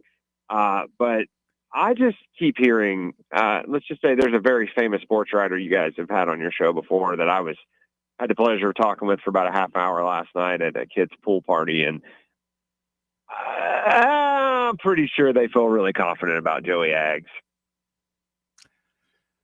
Yeah. Well, you stroke a check for that much money. I know Brett was saying, and this is not piling on Brett, but he was saying that, well, let's pile on Brett. He deserves it. Bring it. If the money, if it was about the money, then why didn't we keep Nico? It obviously goes deeper than that when it comes to Nico, but I don't know. Like I said, I got no problem if Merck is the starter if he has earned it. I don't, sure, why not? Yeah, I got no issues with him, so we shall see. Yeah, but I think from that conversation and then the other two people I talk to pretty often, guys, and I said this to Brett, and he kind of poo-pawed it, and that's fine because it's his job. I hear that they're desperate for Joey Aguilar to actually win it. I think it's because of the way their quarterback lineage sets up. You know what I mean? Yeah. Or Faison Brandon. I think they really want Joey Aguilar to win the job. I think it'll clean up a lot of the mess that is impending. If the fallout is Merklinger wins, that's really not great for us. Ultimately, that's the way it sounds like, and the way it reads from the people I talk to. At least in the near term is what you mean, right? Yeah. Yeah. Mm-hmm. Yeah. That's what I'm sorry. That's what I mean. Yes. Yeah. And, I started thinking about a question you guys had a while back. Could the production from this year's running back class or this running back room, equal, last year's? And I still wonder if it's going to take 2 to equal 1 when it comes to Sampson. But I started looking at yards per carry and stuff. Do you realize I don't think Dylan Sampson, as a matter of fact, I'm sure he didn't. Dylan Sampson did not lead us in yards per carry last year. Did you know that? It was Deshaun Bishop. It was really? Deshaun Bishop. Mm-hmm. Yeah. So I'm much smaller maybe a little sample bit more size, but confident yes. after that. Sorry, Sam? I said much smaller sample size, but the point still remains. Yeah, exactly. Well, Guys, you give me more than my fair shake on time, but I just want to tell you how much I enjoy the show, and I think you guys are still killing it every day. And here's to football season. Gosh, man, it's 4 weeks from tomorrow. Can't believe it. Yeah, I'm man. turned upside down right now, and it for the first time in forever, it feels like football weather. Would you agree? We're getting there. I was just saying that if Sam's got a theory, and he may be right, that next week might be a tease, but I'll take it. That's fine. What, like false fall? Mm-hmm. Is that what you're saying? The 12 seasons of Tennessee. You know what I'm on there, Roberto. Yeah, you're on third summer at this point. Yep. All right, boys. Take care of yourself. Appreciate it, Roberto. You too. Thanks, Roberto. I'm excited for our running back room. I was listening to Chase yesterday. He was saying he thinks it's going to be the two returning guys, Peyton Lewis and Bishop, and not much Star Thomas. He said 0. Did he really? Somebody asked him to do it 100% between the three. He said 75 Bishop, 25 Peyton Lewis, and then nothing for Star. I mean, I do. When you look at just kind of like historically under Heupel so far at Tennessee, like he doesn't exactly go 3 deep in that running back room. Like you have even your kind of duos in the past, like a Jalen Wright and like a Jabari Small. Like those two seemed like they shouldered the load for the majority of things. So yeah, I mean, I guess I kind of see where he's coming from, but I do think Star Thomas, he's going to have some sort of role, I think, in some passing downs and stuff like that, just with his kind of dual threat ability to be a pass catcher out of the backfield, but also be a guy that's still dangerous running the ball. I just hope Deshaun Bishop really breaks out. I think he's a great story. Somebody needs to tell Chase to check out College Football 26 because Star Thomas is a stud in that game. Monster. Yeah, he is. That obviously will correlate into real life football. Yeah, no doubt. 100% it will. Can either of the quarterbacks run? Because Nico ran 110 times for almost 400 yards. And I just wonder, that's a big element of Heupel's offense is a quarterback that not do a lot, but can do a little bit in the run game. But I was just wondering if that's a thing. I haven't looked much into the rushing. I can't ability. speak to Merklinger. Obviously, but yeah. Joey had some rushing touchdowns last year, like 3 or 4, I thought. So, I mean, maybe not. I don't know. I thought that was a component of Nico's game that was nice, honestly. Merklinger can run it. Can he? Yeah. I mean, his high school stats, like his senior year, he had 440 yards on 67 carries. All right. So, and 11 touchdowns as well. Obviously, it's high school football compared to SEC, but I think Jake Merklinger is a little bit more willing of a runner than Aguilar is. I was going to say, what we don't know about Aguilar, because it seems to be well chronicled that his line was not the best last year, so we don't know if those rushing touchdowns were under duress or designed or what the deal was. So it's fair to say, though, that both of your quarterbacks on this roster are not going to have the rushing ability that Nico had. Right. I do think that was a special element of his game, just kind of, especially for someone his size, just being like a 6'6" quarterback who kind of has that elusiveness and the make a defender miss ability. I don't think you're going to see as much of that. He was definitely slippery. Ran the ball like. And then Joe, we never thought ran enough, right? Against, like we were like, man, as big opposing, as fast as he was at times, like he never really liked to put his head down and like the contact. Who was that? Joe. Yeah, oh yeah. No, he ran in a straight line really well. Everybody talks about that one touchdown run he had where he was going like 23 miles an hour or whatever. And yeah, like, okay, that's great, but there was nothing in front of him. Yeah. Nothing. You're right though. Nico had that slippery element. Damn it. Who cares? Yeah. If he goes off in one of his first games, how are we going to feel then? Won't care. Okay. Not in our locker room anymore, Bob. We can't be focusing on that. That's true. Although this is a good segue because Pro Football Focus, their college rankings came out. They ranked the 10 toughest and easiest schedules in college football for 2025. Let's talk about the 10 hardest because it's a good segue to UCLA, as a matter of fact. They're in that list. 5 of the 10 toughest schedules, by the way, come from the SEC. No surprise. We've been talking about a lot of these SEC teams. Top of the list, though, and I guess I got to do my homework and look a little closer. Top of the list, the Wisconsin Badgers, as far as most difficult schedule. They have a brutal October, I believe. I want to say it's like Ohio State. Let's see. They go at Michigan, I believe. Yeah, at Michigan on October 4th.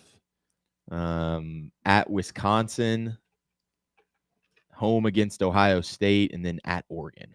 That's their October. And they play Iowa's in there too. They'll be a tough game for them. I mean, don't they have a tough non-conference game at the beginning of the season too? Bama. That was it. September 13th. And MTSU.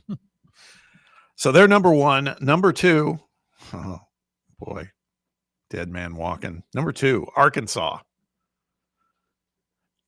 The cards are stacked against Sam Pittman. Mm-hmm. But if you listen to some of their local radio shows, they're saying, hey, hear me. You love listening to Arkansas radio, Bob. You're tuned into that show a lot. Well, here's the deal. I had them bookmarked during baseball. And so I've just kept it up there, and I'm stunned by the sheepiness of it. That's all. What else is there to do in Arkansas right now, Yeah. other than try to have some positive outlook on your football team? Yeah, it's gonna be a lot of time in the season to be negative about them. You might as well try and hype them up while you can right now. Well, in this show, it's like number one show in the market in the morning, but they're also well known to be sheep for the athletic department. Sounds kind of familiar to maybe something in this market. Not us. We try to keep it real, but yeah, Arkansas number two on the hardest schedules. Number three, maybe Nico won't be going off. UCLA, third hardest schedule. They're going to get pounded in the Big Ten, man. Yeah. There's just no doubt about it. Closer to home, though. All that matters. Thoughts and prayers. Number four, we won't argue with this one. Florida Gators. Tough schedule. We know it. Number five, I guess I wouldn't know. The Rutgers Scarlet Knights have the fifth most difficult schedule. Don't sleep on Schiano. Oh, wow. All right. Sam is Team Schiano here. He brought him back last year. I will say that. They were competitive. They went to a bowl game. They only end their season with Ohio State and Penn State. Oh, yeah, that's not bad. That's not bad. Number six, Kentucky Wildcats. I just hope that it's like a car crash of a season for them this year. You don't have to hope. Yeah, I guess just it's already written in the stars. Yeah. Number seven, Northwestern Wildcats. Got a cool stadium coming into play. I will say that. But the football may not be good. Number eight, another SEC team, Mississippi State. Like we've been saying, could be another 0-8 conference season for the Bulldogs. And then what about Jeff Lebby if that happens? That's going to be tough. Number nine, another team we've identified with a tough schedule, even though all the pundits are saying, keep an eye on these guys. Don't sleep on them. Got a lot of talent. Sneaky college football playoff candidate, Oklahoma Sooners. I'm not saying that they're not better than last year. I just think that schedule is going to be their undoing. I just think it's going to be hard. It's going to be hard for them to get past 8 wins, maybe 7. Got to start hot for them. Yeah. 5 SEC teams on this list in terms of top 10 hardest schedules, but yep. Keep pushing that narrative, Signetti. That's exactly right. More on that in a minute, too. Number 10, team we're opening against, the Syracuse Orange. 14-point favorites at this point, Sam. Is that right? No idea. I haven't really looked at the spread. We're going to dig into that next week. We'll go through, because some of the books have the whole schedule now plotted out, at least. If it is, that's too high. You think so? Yeah. I just don't know about Syracuse, man. I mean, last year they were good, man. Fran Brown's a good coach. Angeli, I think we're putting a lot of I don't even know if he's going to be the starter yet. Yeah, that's what I'm It saying. seems like a lot of quarterback battles around the country. Yeah. Outside of a few. So those are the 10 toughest schedules. Let's talk about what PFF thinks are the 10 easiest. Easiest in the country, Wake Forest. Whatever. ACC. No surprise. Number 2, this team actually could make some noise because they've been buying some talent. Texas Tech. They could be one of those sneaky teams that ends up hanging around and possibly could be playing for an automatic bid, right? You just don't know in the Big 12. At this rate, they might just be able to buy their way into the college football playoff. Just say, hey, sir, I can I'll pay you $50 million for our team to get in here. Yeah, just let us get in.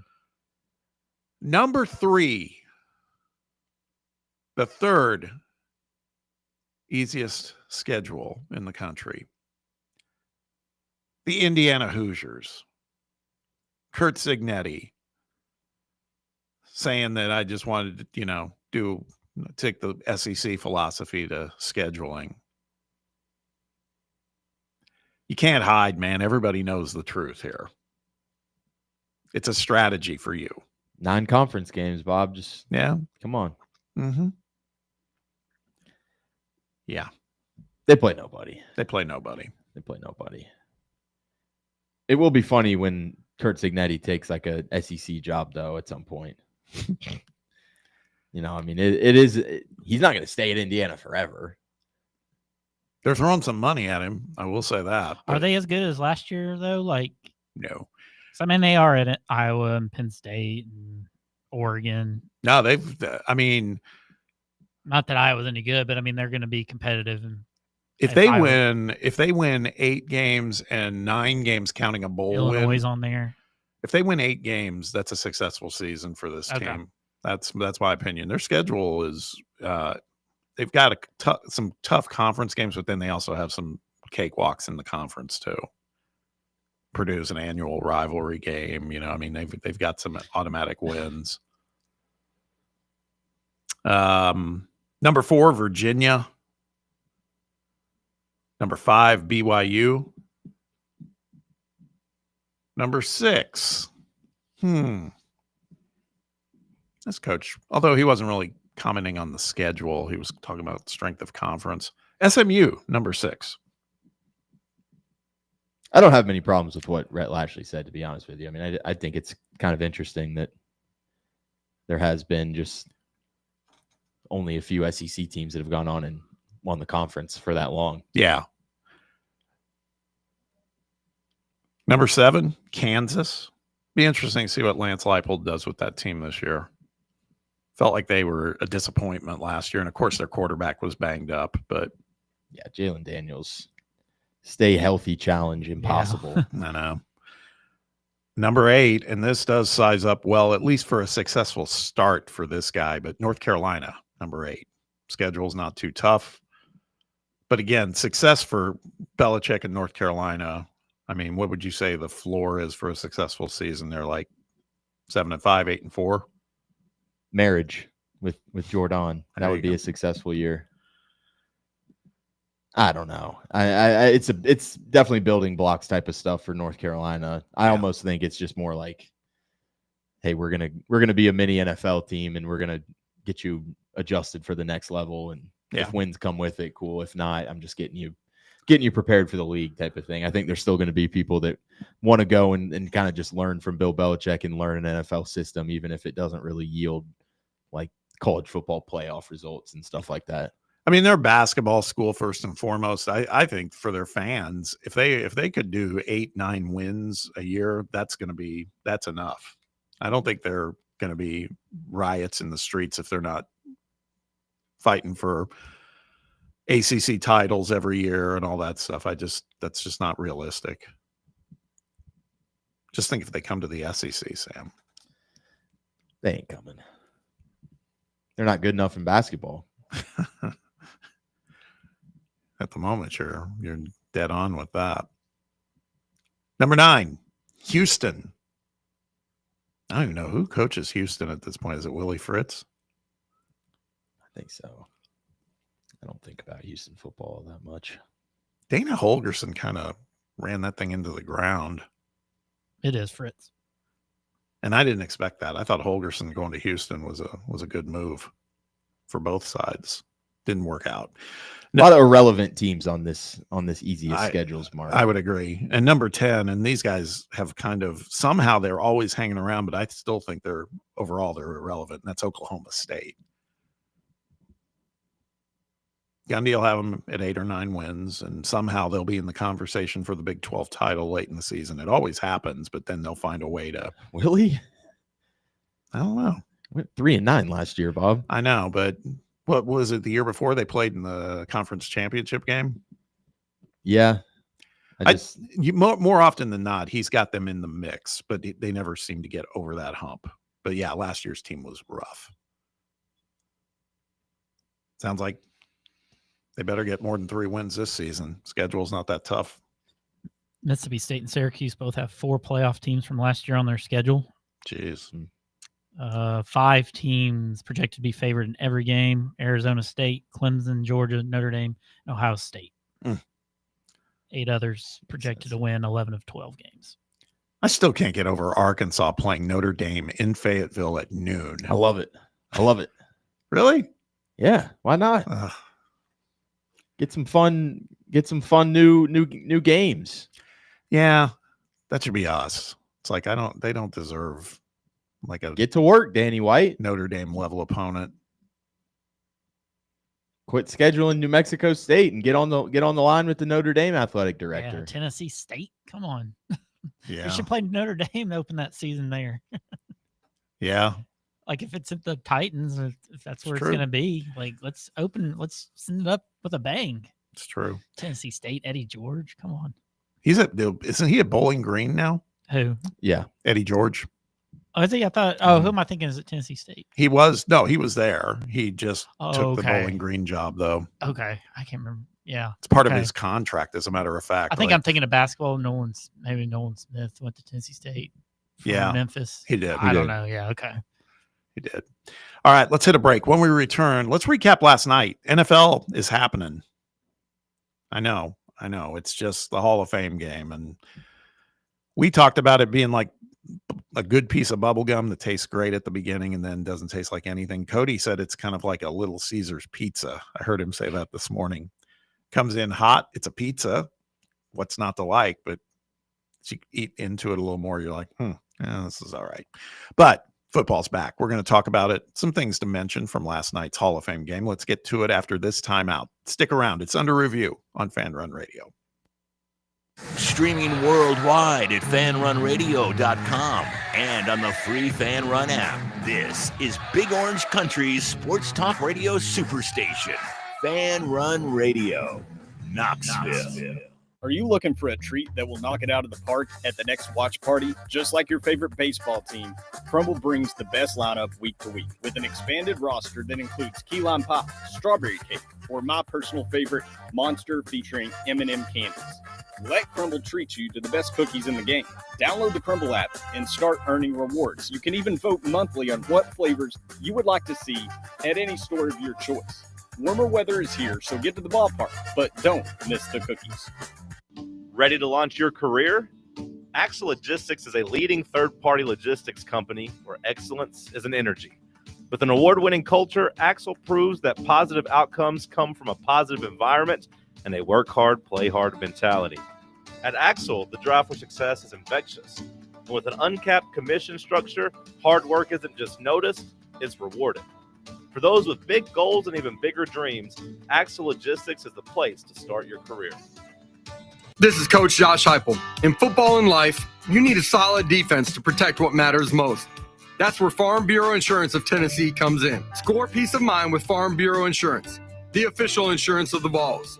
They're your line of defense. FBITN.com. This is Baseball VFL Cody Brown. Farm Bureau Insurance is the official insurance of the Tennessee Vols. I'm here to be that line of defense for all your insurance needs. Give me a call at 865-992-3871 and go Vols. Hungry for some mouth-watering barbecue? Then take the quick drive up I-75 to Rickard Ridge for some of the best barbecue you'll ever have. Fall off the bone, Memphis-style baby back ribs, slow-smoked chicken thighs, and fresh hand-cut steaks. Rickard Ridge has something for everyone. Located in Cove Lake State Park with a spectacular view of the Cumberland Mountains, Rickard Ridge. It's more than just dinner, it's a destination. Check out their full menu and catering options online at rickardridgebbq.com. Dental health is so important. It's one of those things that if you don't stay on top of it, it can really come back to haunt you, both financially and, of course, in terms of your physical health. If it's been a while since you've been to the dentist or you've got a dental issue that needs attention, do what I do. Go to Malone and Costa Dentistry at Knoxville Smiles. You can schedule your appointment online right now at knoxvillesmiles.com or just give them a call at 865-539-1776 and tell them Fan Run Radio sent you.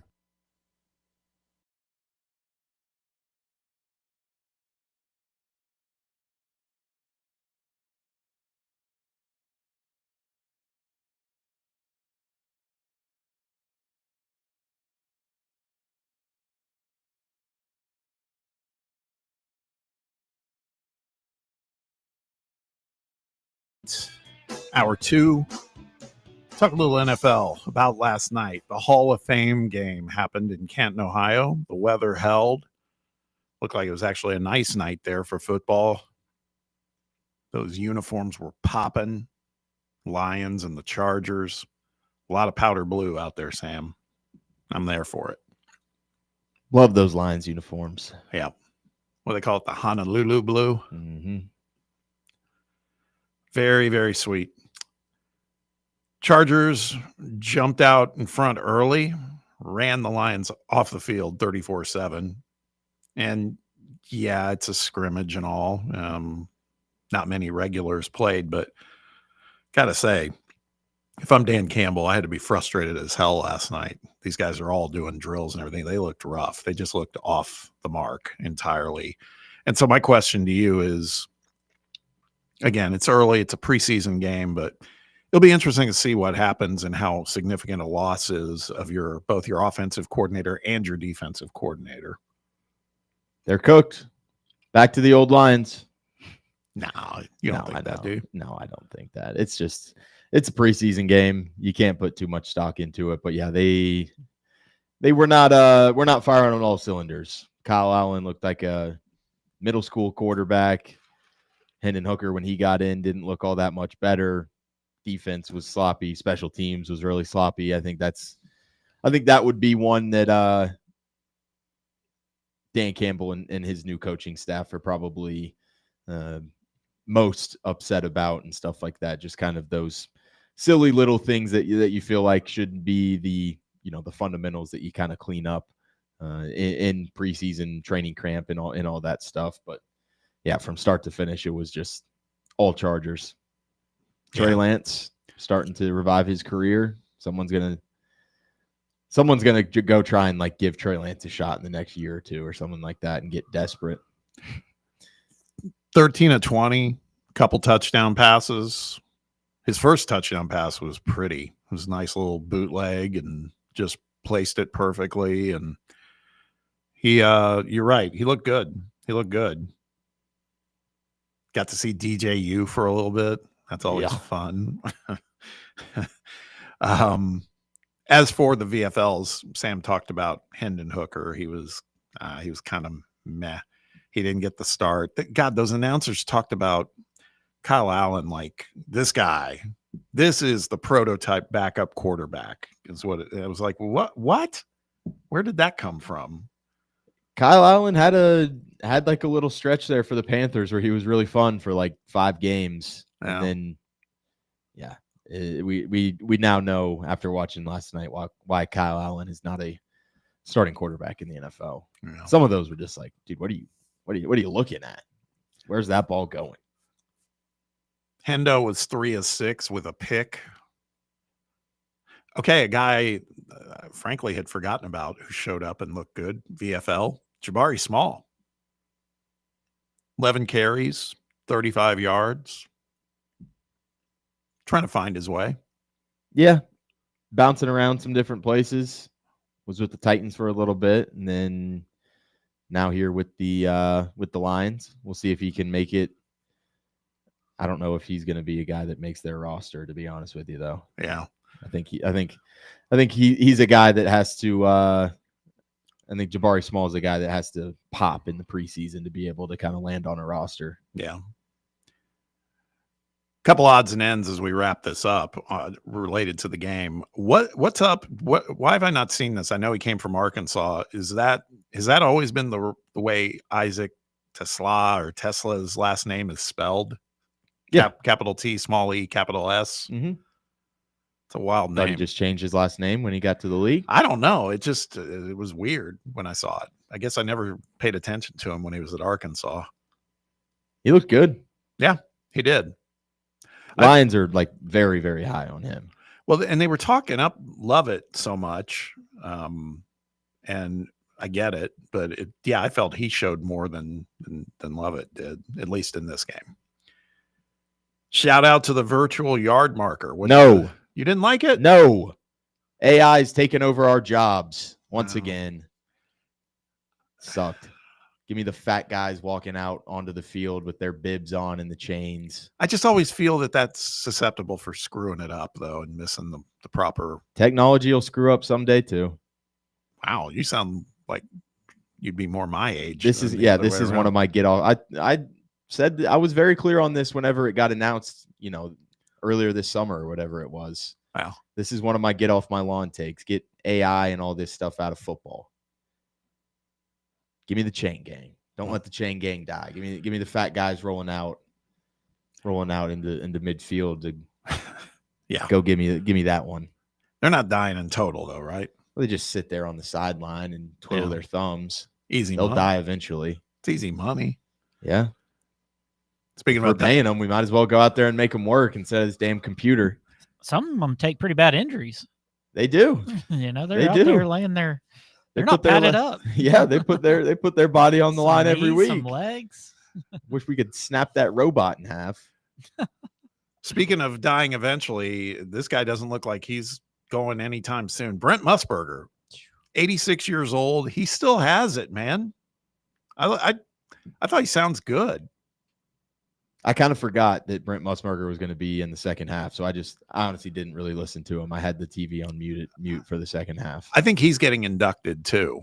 That's why he's out there. Like he's getting the Pete Rozelle Award or something like that. Okay. So he was very gracious and didn't make any comments about AJ McCarron's fiance or anything. But it would have been funny if they put AJ McCarron in the booth for that game. Yeah. Just to give him some like PTSD. That's all right. So, hey, the bottom line is it was football. It was nice. And now the fuse has been lit. It's only going to get shorter from here. All right, wrapping up hour 2. Let's hit a break. When we return, Sam will be back with headlines. A lot of trade stuff in Major League Baseball as the deadline hit. We'll also be joined by Reed Carringer in hour 3 as well. A lot more to come in or out as well. Stick around. We'll be right back. It's Under Review on Fan Run Radio. You're listening to FM 105.7 and AM 1340, WKGN Knoxville, and W289CU Knoxville, Fan Run Radio. We really need to get some branded stuff. Shirts, hats, promo items, something professional. I mean, we could just find a website and order a bunch of it ourselves. You could, but you're taking a big risk. You don't know the quality, the fit, the timeline. It's a roll of the dice. Yeah, I guess. But isn't that how everyone does it now? Not the ones who actually care about how their brand looks. Look, if we're putting our name on it, it needs to be done right. We need SM Athletics. SM Athletics? Yeah, they specialize in working with businesses like ours. Apparel, hats, promo gear, but real, customized stuff. They actually care if it turns out right. Probably a lot better than getting stuck with 100 t-shirts with crooked logos. Exactly. Plus, they'll walk you through everything. Sizing, colors, material, so it matches the image we're trying to build. Makes sense. What's the name again? SM Athletics. Trust me, if you want to look like a real company, not a flea market stand, this is the move. If you're serious about your brand, work with people who are serious about getting it right. SM Athletics. Ready to launch your career? Axle Logistics is a leading third-party logistics company where excellence is an energy. With an award-winning culture, Axle proves that positive outcomes come from a positive environment and a work hard, play hard mentality. At Axle, the drive for success is infectious. And with an uncapped commission structure, hard work isn't just noticed, it's rewarded. For those with big goals and even bigger dreams, Axle Logistics is the place to start your career.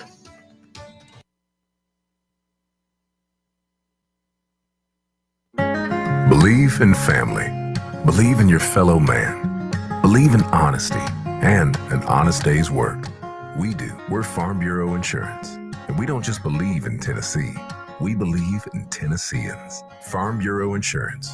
Tennessee's insurance company. This is Baseball VFL Cody Brown. Farm Bureau Insurance is the official insurance for Tennesseans. Believe in me for all of your insurance needs. Give me a call at 865-992-3871. Yee-haw! I've been hooting and hollering ever since I started betting with the VIP Play app.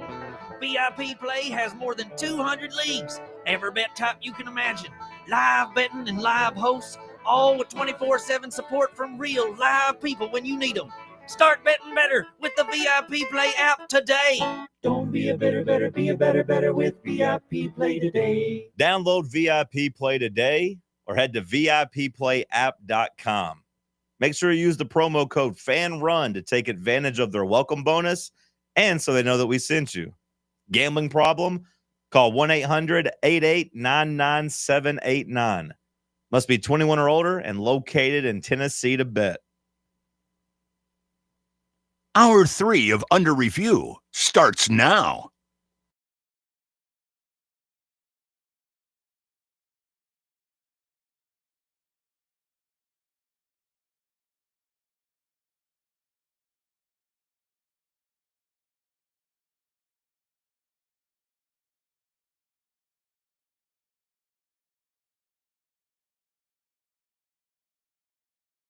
Welcome back.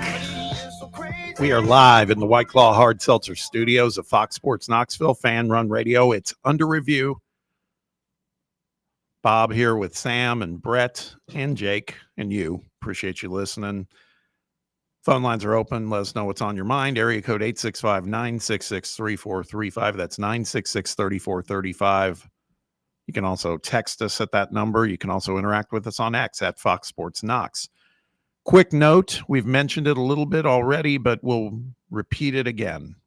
Wednesday, August 6th, Fan Run Night at Covenant Health Park.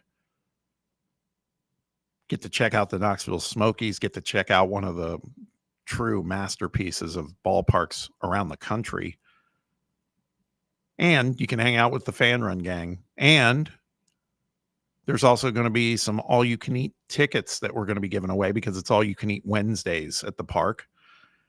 And here's how you enter. You follow at Fox Sports Knox on X and at Fan Run Sports on Instagram. Tag 3 friends, like the post. Extra entries to retweets. So, again, you can be eligible for the giveaway. We'll have some tickets for the game, but and we're going to be giving those away next week too. But the 2 free all-you-can-eat tickets, it's worth some money. Those are like $30 tickets. So get in there. You have your marching orders. And we'll see you on Wednesday night. Time for some midday headlines. Lots of stuff going on. A lot of Major League Baseball action and trade cycle, etc. For that, I hand things over to Sam Beard. Things getting scary in Washington, and not in a good way, as Scary Terry has requested a trade from the Commanders, according to NFL insider Jordan Schultz. McLaurin, second-team All-Pro in 2024, now entering the last year of his contract, and still has not reached an agreement with the Commanders on an extension. Multiple teams have reached out considering or just, I guess, asking kind of what that price is for McLaurin. Washington has no interest in dealing their leading pass catcher. That is according to Shefty. So I would imagine that this is maybe just a little bit more of a leverage play from Terry McLaurin's camp than it is I want out of Washington type of thing. Back in March, Commanders GM Adam Peters said that he did want to sign McLaurin to a long-term deal, but those negotiations obviously have not exactly progressed. He skipped minicamp, missed the start of training camp before being at camp, but still being on the PUP list. I've heard that basically the offer that the Commanders are kind of throwing out is like the 28, 29 range, $29 million a year. And McLaurin's camp kind of wants something a little bit closer towards 33. So I would guess that number probably gets kind of split down the middle, a little bit north of 30-ish, maybe not into like the 33 to 35 range that some of these younger kind of elite wide receivers are at. I would guess that a couple million get knocked off just due to the age of Terry McLaurin, but a trade request. But I think this is kind of just a little jab from McLaurin's camp. Like, all right, if you don't get serious about this extension, then I'm going to want to get out of here type of thing. That's kind of the vibe I'm getting. Yeah. I hope they work it out. Me too. Because he's going to your point, he's probably going to be undervalued in a trade. And Jaden Daniels throwing the ball to Deebo Samuel just isn't that fun this year. Fat Deebo. Yeah, Deebo's big. No doubt. Another tough contract negotiation, as this one is kind of developing as the show has gone on. But according to Diana Rossini, the relationship between Micah Parsons and the Dallas Cowboys has deteriorated amid their ongoing contract dispute. Said he is weighing his options, which include requesting a trade or even severing his relationship with the team. 26 years old, spoke directly to owner and GM Jerry Jones in the spring. Dallas believed it had a deal in place. Parsons, however, considered those talks to be conversations and not negotiations. And then Dallas has basically kind of refused contract talks ever since his agent has kind of started to step in and try and get that one done. So I think this one also kind of falls into the leverage play type of deal for Micah Parsons and his camp. And honestly, it wouldn't surprise me if like Stephen A. Smith just called up Jerry Jones and he's like, hey, make some news with Micah Parsons so that we can get some fresh content on First Take. It's getting kind of stale right now, but I don't know. I know Jerry Jones is getting old and getting up there and his decision-making for the team isn't all that great, but I think you just got to have rocks in your brain to not go out there and sign Micah Parsons to an extension. An absolutely incredible playmaker. He's earned 2 career first-team All-Pro nominations, 4 Pro Bowl nods, 112 quarterback hits, and 52.5 sacks in his 63 NFL games. I think that's a guy that no matter what happens, you got to be able to keep around. You can't go out there and trade that guy. Jerry makes it interesting, man. He always makes it interesting. I joke about that, but I do think there is a little bit of seriousness to like, let's start some scuttle kind of around the NFL league. Let's get this Micah and Cowboys situation onto the front page news, make it headlines for all the talking shows and stuff like that. Former Titans GM John Robinson said he would like a do-over on the A.J. Brown trade. I'd like a do-over on your career in Tennessee, John Robinson. Said there was a lot of discussion that went into that decision. Ultimately, it was my responsibility to make the decision, though. Again, if I had one of those mulligans, I would probably do one. In hindsight, if you had a do-over, I'd be an idiot to sit here and say, no, I'd do it again. No, you do it different, but we made the decision that we made, and the rest is what it is. That's why you're out of a job. That's why the Titans are a terrible team now. He said he likened selecting Isaiah Wilson, the failed offensive lineman from Georgia that played like 3 snaps. He said he likened it to a T-ball game, and I don't even know if I hit the tee. John Robinson, you're not – if this is a T-ball game, you're the little kid that's like playing shortstop who's making art in the dirt. You're not even trying to swing at the pitch. Some of these comments just made me so mad seeing him like – And he kind of drops hints and kind of does it. He said that there's like an NDA that he signed for him to not be able to reveal some of these negotiations, I guess, that happened. Honestly, good. If there was no NDA there, I think Titans fans would want him at the stake to kind of explain what the hell happened there. A little bit more MLB trade deadline stuff. The Astros going out and getting Carlos Correa back. He is getting sent back to Houston, acquiring their former first overall pick from the Twins for minor league left-hander Matt Mikulski and cash. Correa waived his no-trade clause to facilitate this move, said he's happy to come home to the team where he started his career. It was clear that Minnesota wasn't going in the direction that he wanted, and they agreed to a trade. Basically just a salary dump for the Twins. They sent $33 million to Houston to cover a portion of the $140 million that Correa is guaranteed over the rest of his deal. After that $33 million, Houston's responsible for the rest of it. So this prospect that they traded, really not that good. Like I saw his stat. It was a very funny tweet, and I think he's got like a 7-something ERA right now, and he's in high A ball. Yeah. And they're like, imagine this guy gets the news that he's traded, and he's like, all right, what for? And they say, Carlos Correa. Basically just a guy that hasn't really sparked his MLB career all that much. So this guy is just only getting moved because it's a salary dump for the Twins. Twins dumped like their entire roster. 9 trades. That's what the Twins had. I mean, I think I saw that their active roster has 17 people on the team right now. 40% of their team has been traded away. Those poor social media team guys for Minnesota having to do all the like graphics of trade or thank you for your time here with the Twins. Unreal.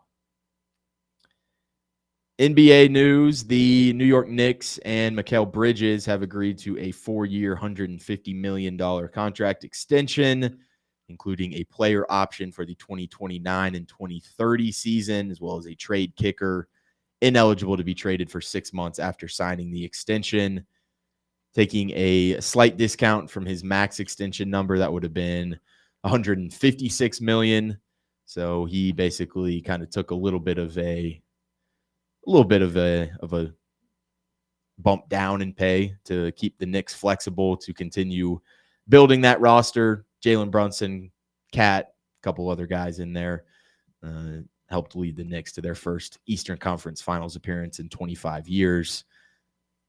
Always liked me some Mikal Bridges in college and been just a model of consistency, I feel like, once you've gotten to the NBA as well. Well-deserved contract for him. Much better NBA player than I ever imagined him becoming. Mm-hmm. But he's because he was kind of just a role player on that Villanova team. Right. But there was, obviously some stars as well on that team. Yeah. Thought this was very interesting news, as Stanford has hired former Nike CEO John Donahue as the athletic director of the school. He joined Stanford after spending nearly 6 years at Nike, was hired by the company in 2019, remained with them until September 2024. Will remain in a advisory role with Nike until January 2025, but has a history with Stanford. Said he received his master's degree from the university, also served on the business school's advisory board.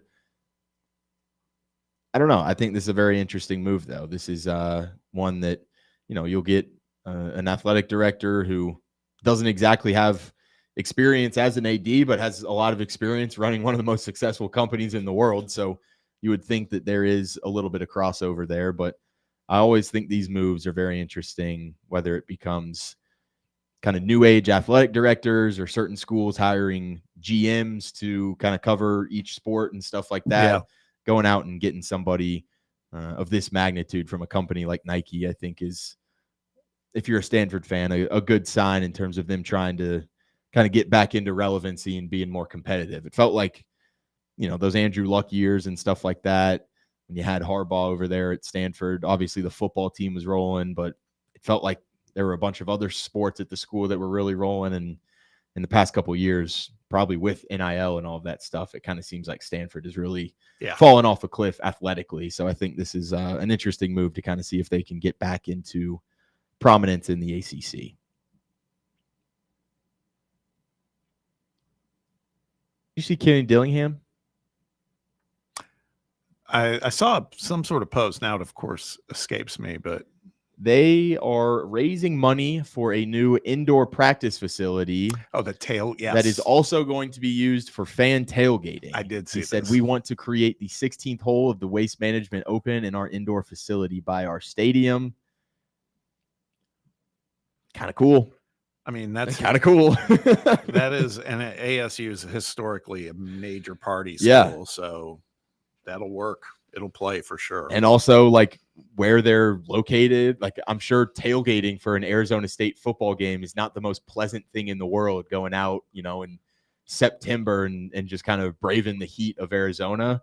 Having like an indoor tailgating facility where it's like right by the stadium, I would imagine that would be a pretty attractive offer if I'm a fan, where I can just put up my tent or whatever inside. It probably doesn't, tailgating inside probably doesn't exactly feel the same, but I imagine if you're an Arizona resident, you're probably not, oh man, this isn't tailgating if it's not outside. I think they would rather take, you know, AC and 70 degrees than 105 outside, having to bear the elements before your football game. Yeah, I'm picturing something like, you know, big garage bay doors that open up and you can pull your vehicles in. Exactly. That's interesting. I Yeah. like it. Yeah. I'm down with that. I'm down with it too. Lastly here, some cool baseball news, both regarding the Cubs.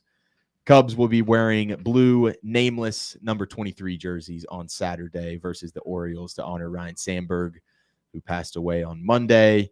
Saw that they've got a cool little 23 stencil as well behind home plate for that. So good little homage to him this weekend, as the Cubs will be going nameless on the jerseys honoring him.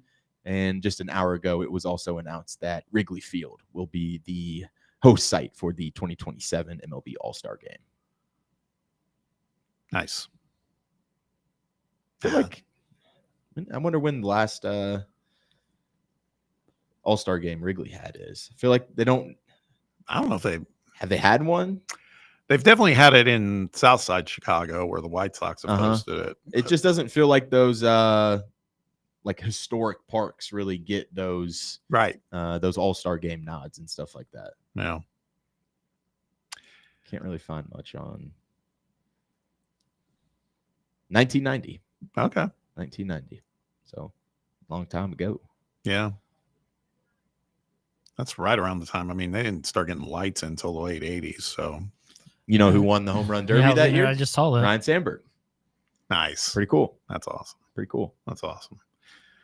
All right, Sammy, good batch of headlines. Let's hit a break. When we return, we're going to be paid a visit by, if you know, around here, this guy, Reed Carringer, very active in Vol fandom, but also tied in with the Football Time in Tennessee magazine. Just a good dude and loves the Vols, football, basketball, you name it. Has some great perspectives on all this. He sits in on a podcast weekly, I think, with the Vol brothers these days. He's coming on to talk with us. We're looking forward to it, so stick around. We'll be right back. You're listening to Under Review, and it's Fan Run Radio. Check out our new and improved website at fanrunradio.com. Yeehaw! I've been hooting and hollering ever since I started betting with the VIP Play app. VIP Play has more than 200 leagues, every bet type you can imagine. Live betting and live hosts, all with 24/7 support from real live people when you need them. Start betting better with the VIP Play app today. Don't be a better, be a better with VIP Play today. Download VIP Play today or head to VIPPlayApp.com. Make sure you use the promo code FANRUN to take advantage of their welcome bonus and so they know that we sent you. Gambling problem? Call 1-800-8899-789. Must be 21 or older and located in Tennessee to bet. Hey Knoxville, Surfside iced tea and vodka made with real brewed tea is only 100 calories, 2 grams of sugar with no bubbles and no troubles. That's right, zero carbonation, so it's easy to sip and enjoy. Headed to a game day or party at a friend's house? Bring an iced tea or lemonade variety pack from Surfside, or try their green tea and new raspberry tea vodka. Find the can with the sunset stripes this season. Surfside iced tea and vodka, sold at bars, restaurants, and stores near you. Surfside iced tea and vodka, sunshine in a can. Must be 21 or older. Enjoy responsibly. And here we go. It's William Pattison, and this is your daily invite to Overtime on Fan Run Radio. Weeknights from 7 to 8 p.m. Eastern, I'm breaking down everything you care about, from the latest Tennessee Volunteers news to bold takes on college football, the NFL, and NBA.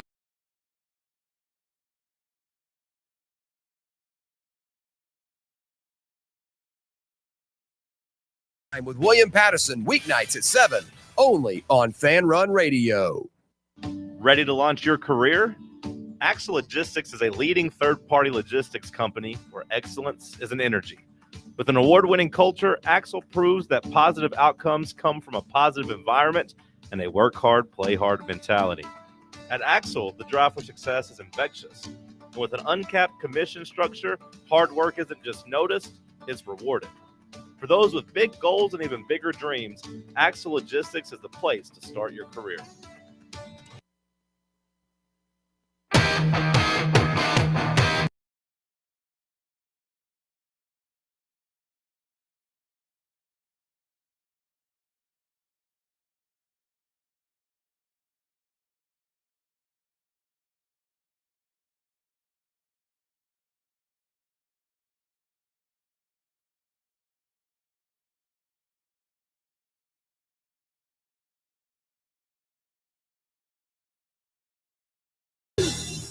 Welcome back down to review. Bob Baskerville here with Sam Beard. Fitting that we would have the Lord, Eddie Van Halen, playing a little intro because our next guest, he plays a little guitar too. Talented, I dare say, maybe not Eddie's level, but this guy, he is a true Renaissance man. He, many of you know him from around town. He's a former writer, former photographer. He's done radio hosting. He was one of the OGs with us over at Rocky Top Insider when we started that off. Also, Football Time magazine, the iconic Tennessee magazine that flows through the Carringer legacy. He's a runner, adoptive father, disciple, music and whiskey lover, badass pizza maker too, based on what we see on social media. But he's also a Vol fan through and through and knows his ball when we talk football, basketball, you name it. And he and I were texting back and forth, and I was like, you know what? It'd be good to have him come on and talk with us this time of year as we're winding down, getting ready for football. And we appreciate him spending some time with us. Say hello to Reed Carringer. Reed, been a while, man. How are you? Bob, Sam, great to hear from you guys. Yeah, I'm looking forward to chatting more regularly, and yeah, doing well. Enjoyed caught a bunch of the show this morning while I was just doing some work here around the farm, and good work as always, guys. Well, thank you. So yeah, like I said, you got a lot of friends and you've got a lot of followers and all those things. Kind of let people know what you're up to these days, because one of the things I'm always struck by is you kind of try it all, and good on you. I'm sure it's sometimes it is exhausting, but other times I'm sure it's super rewarding. Well, yeah. When I was listening to your very kind intro of me, I thought, man, no wonder I'm so tired. But it's we've got a little, well, Football Time in Tennessee magazine has been a family business since before I was born, and Basketball Time in Tennessee, a part of that as well. That's my next kind of sports project coming up. You're going to August deadline for getting the preseason Vol basketball stuff, which I'm sure we'll discuss sometime here in a few minutes with y'all. And yeah, Football Time's out on the shelves. Join some former callers, Bob, to Rocky Top Insider Radio, the Vol Bros. Join them about once a month, just talking Vols like we're going to do here. And yeah, I got a little pizza trailer going part-time, doing 6 to 8 jobs a month with that. Really enjoying that. Little farm, little kids at the house. Life is full. It's good. I got to get my hands on some of the pizza. Every time you post a picture of it, it looks absolutely fantastic. I gotta get over to the next one. Well, I need to. I appreciate that. Come say hi if you do, and yeah, I'm gonna try to do a better job of posting my schedule on the Twitters. So let's talk a little football. We've been talking about it today. You've heard it. Everybody's talking about it, right? First couple of days of camp, hope springs eternal, but also some of the hand wringers get going too. And, there's already things, if people feel they need to be concerned about. Okay, that's fair. But at the same time, we trust in Josh. But what's your takeaway so far? And namely, I'd be interested, this has been a hot topic for everybody, has been the situation at quarterback. Speaking for myself, I'm kind of like, man, whoever Josh names as QB1, I believe it and I'll support it because they'll have earned it. But I also am one of those that believe Joey Aguilar, it's his to lose coming in. Still got to earn it. But where do you stand on all this? Yeah, great question. Obviously, that's the talk of the town. I've got people that I won't talk to. I'll talk to twice a year that are reaching out and asking me, "Hey, what do you think about the quarterback situation?" So, a tradition unlike any other here in Knoxville when we have a quarterback race in August. So, yeah, I'm with you all. Listening earlier as well. I don't think they bring him in if they don't think one they need a more capable, experienced starter. And two, that he can win the job. Now, he's still got to win it, obviously, and that's the stage that we're in. But I'm expecting it to be Joey's to lose, like you, Bob. Just reading the tea leaves. And two, like watching a bunch of film of him in college, if you look at his game, it fits really well with the Heupel offense. He makes some of those throws that Nico couldn't make. And, the weakness that everybody points to is, well, turnovers. I got a stat for you, Bob. Tennessee quarterbacks have only thrown 18 picks since Josh Heupel got the job here. And that is by far the least in the SEC. So whether it's and that's playing, three different quarterbacks, significant snaps in Hooker, Joe Milton, and Nico. So I don't expect turnovers to be a huge problem for Joey. Maybe that's a hot take. Maybe I'm going out on a limb, but just trusting in Heupel's offensive scheme and his ability to coach quarterbacks up, I think maybe it could be a really good match for Tennessee, where Tennessee's offensive strength kind of masks his weakness as a quarterback, or what has been his weakness as a quarterback up to this point in his career.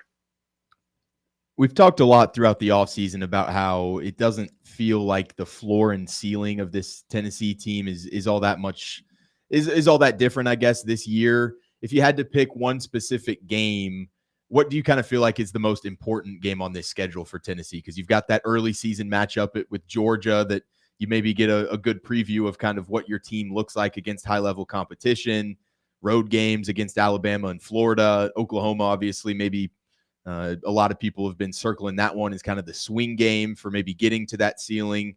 Which game on this schedule do you feel like is kind of the turning point for Tennessee to be able to classify this season as a successful one? Great question. I've gone back and forth on this, and I'll give you two answers. Well, the first one that I think of is the Florida game. Even though that's toward the end of the season, I think y'all were talking about Florida's schedule earlier. Florida has a brutal schedule. Sunbelt Billy could be on the hot seat. Who knows if Lagway is going to be playing quarterback in that game. I think Tennessee opened as a 3-point road underdog in that one. And that's just one, Tennessee's not won there since 2003.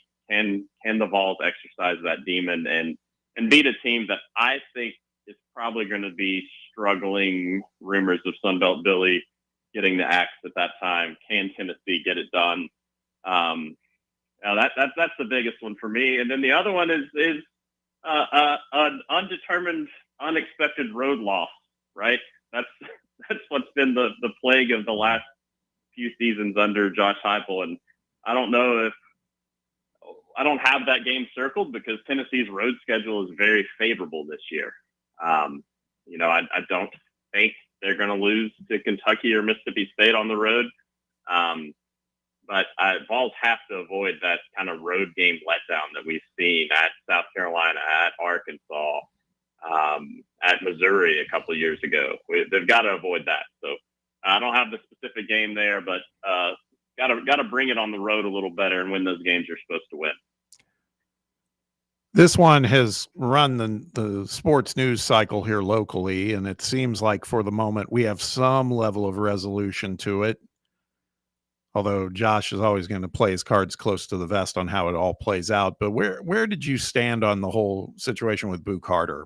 Because speaking for myself, I ran the gamut. At first I was like, oh man, he's a kid. They're going to figure it out. Then I was like, I saw the news of him replacing his agent with a new agent. And then I started thinking, okay, this guy, there's a track record of trying to, show me the money. And so if that's the case, if this is a strategy, then I'm out.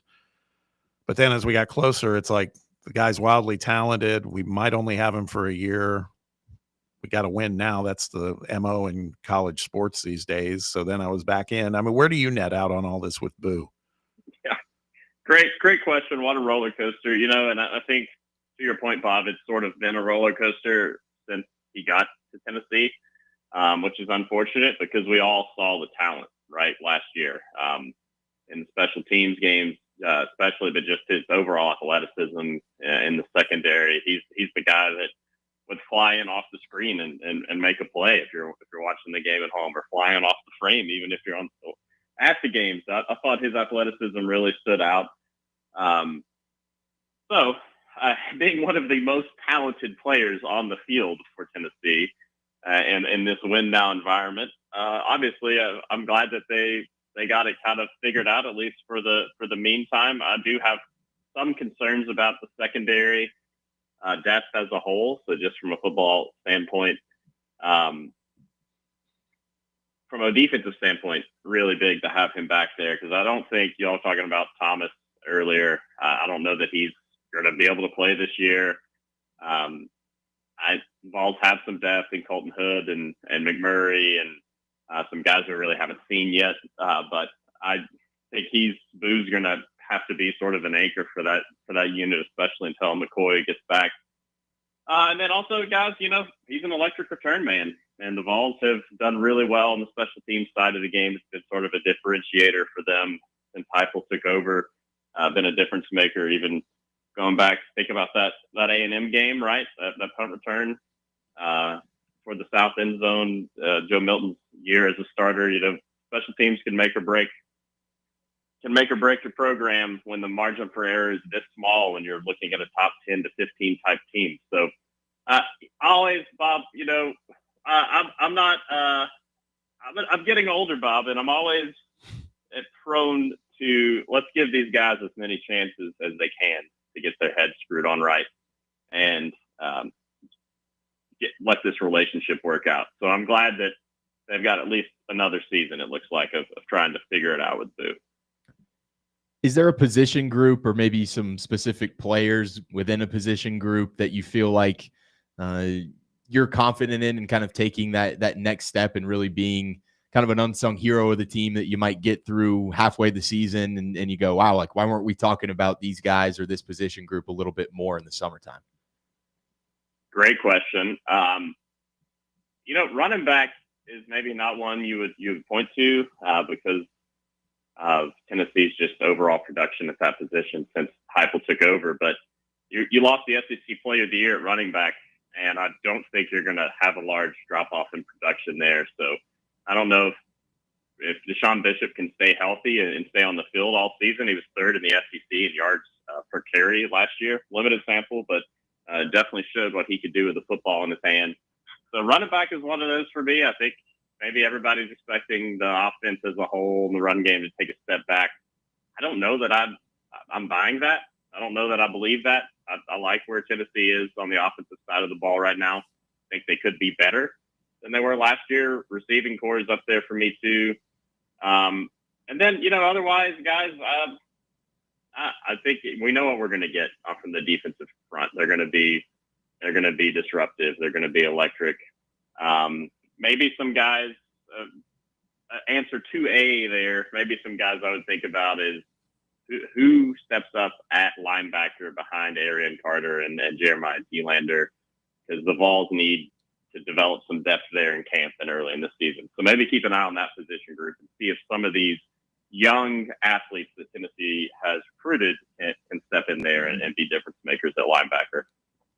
We're talking with Reed Carringer, just talking balls, man. There was football practice the last couple of days, and then yesterday, another basketball practice. And I've been talking with Coach Barnes. He was on the show a couple weeks ago and was talking about this team. And then yesterday we hear him say that he told the media that how they asked him how he felt the summer has gone, and he ranked it a 10 out of 10, which that's knowing Rick pretty well. That's not a typical response for him. Even if he feels that way, he doesn't do that. So I think he's feeling pretty bullish about this team. And we saw some stuff yesterday all the way down to, trying to 1-3-1 zone with Nate Ahmed at the top. And there's just all sorts of things that got us going here. And I know you're a basketball fan, so I know you're paying attention to it too. What are your thoughts on this team as it moves towards another season after 2 straight Elite Eights?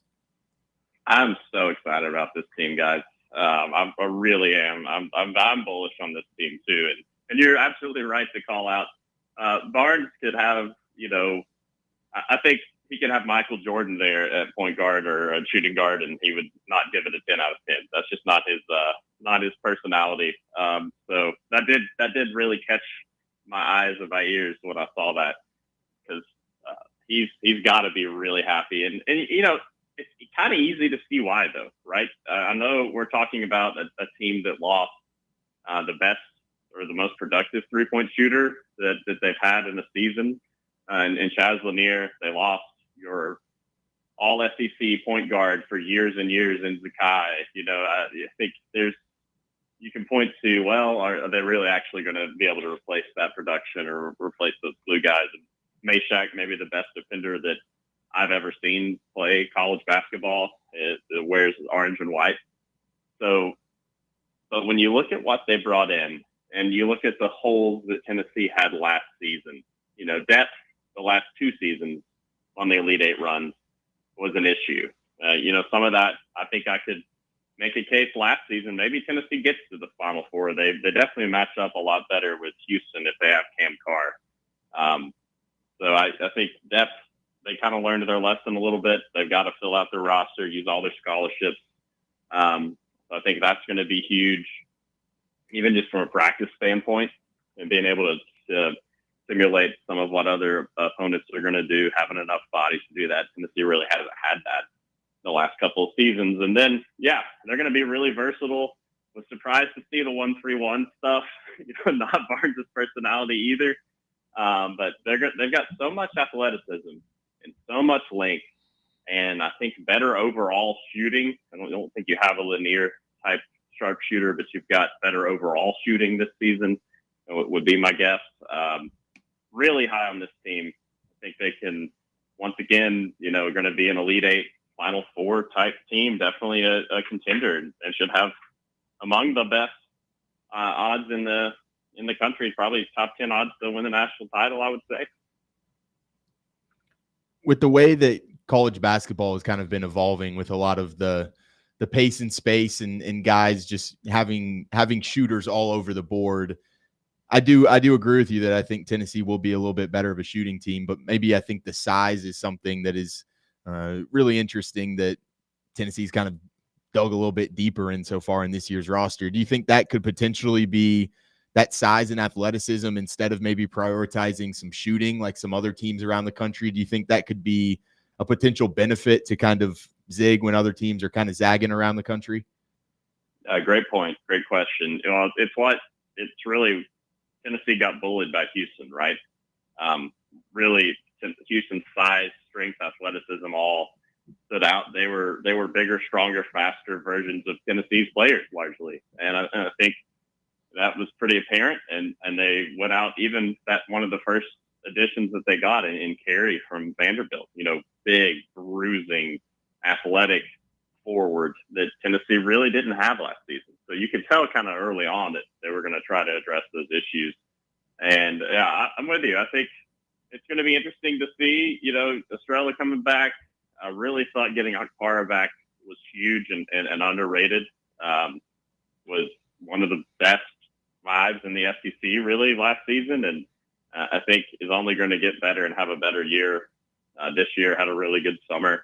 Really like what Akbar brings. Maybe get some more versatile scoring this season, and then you got some talented freshmen coming in too. Maybe the most talented freshman Tennessee's ever had. So it's gonna be a fun year. I think you're gonna see to kind of the overall point, guys.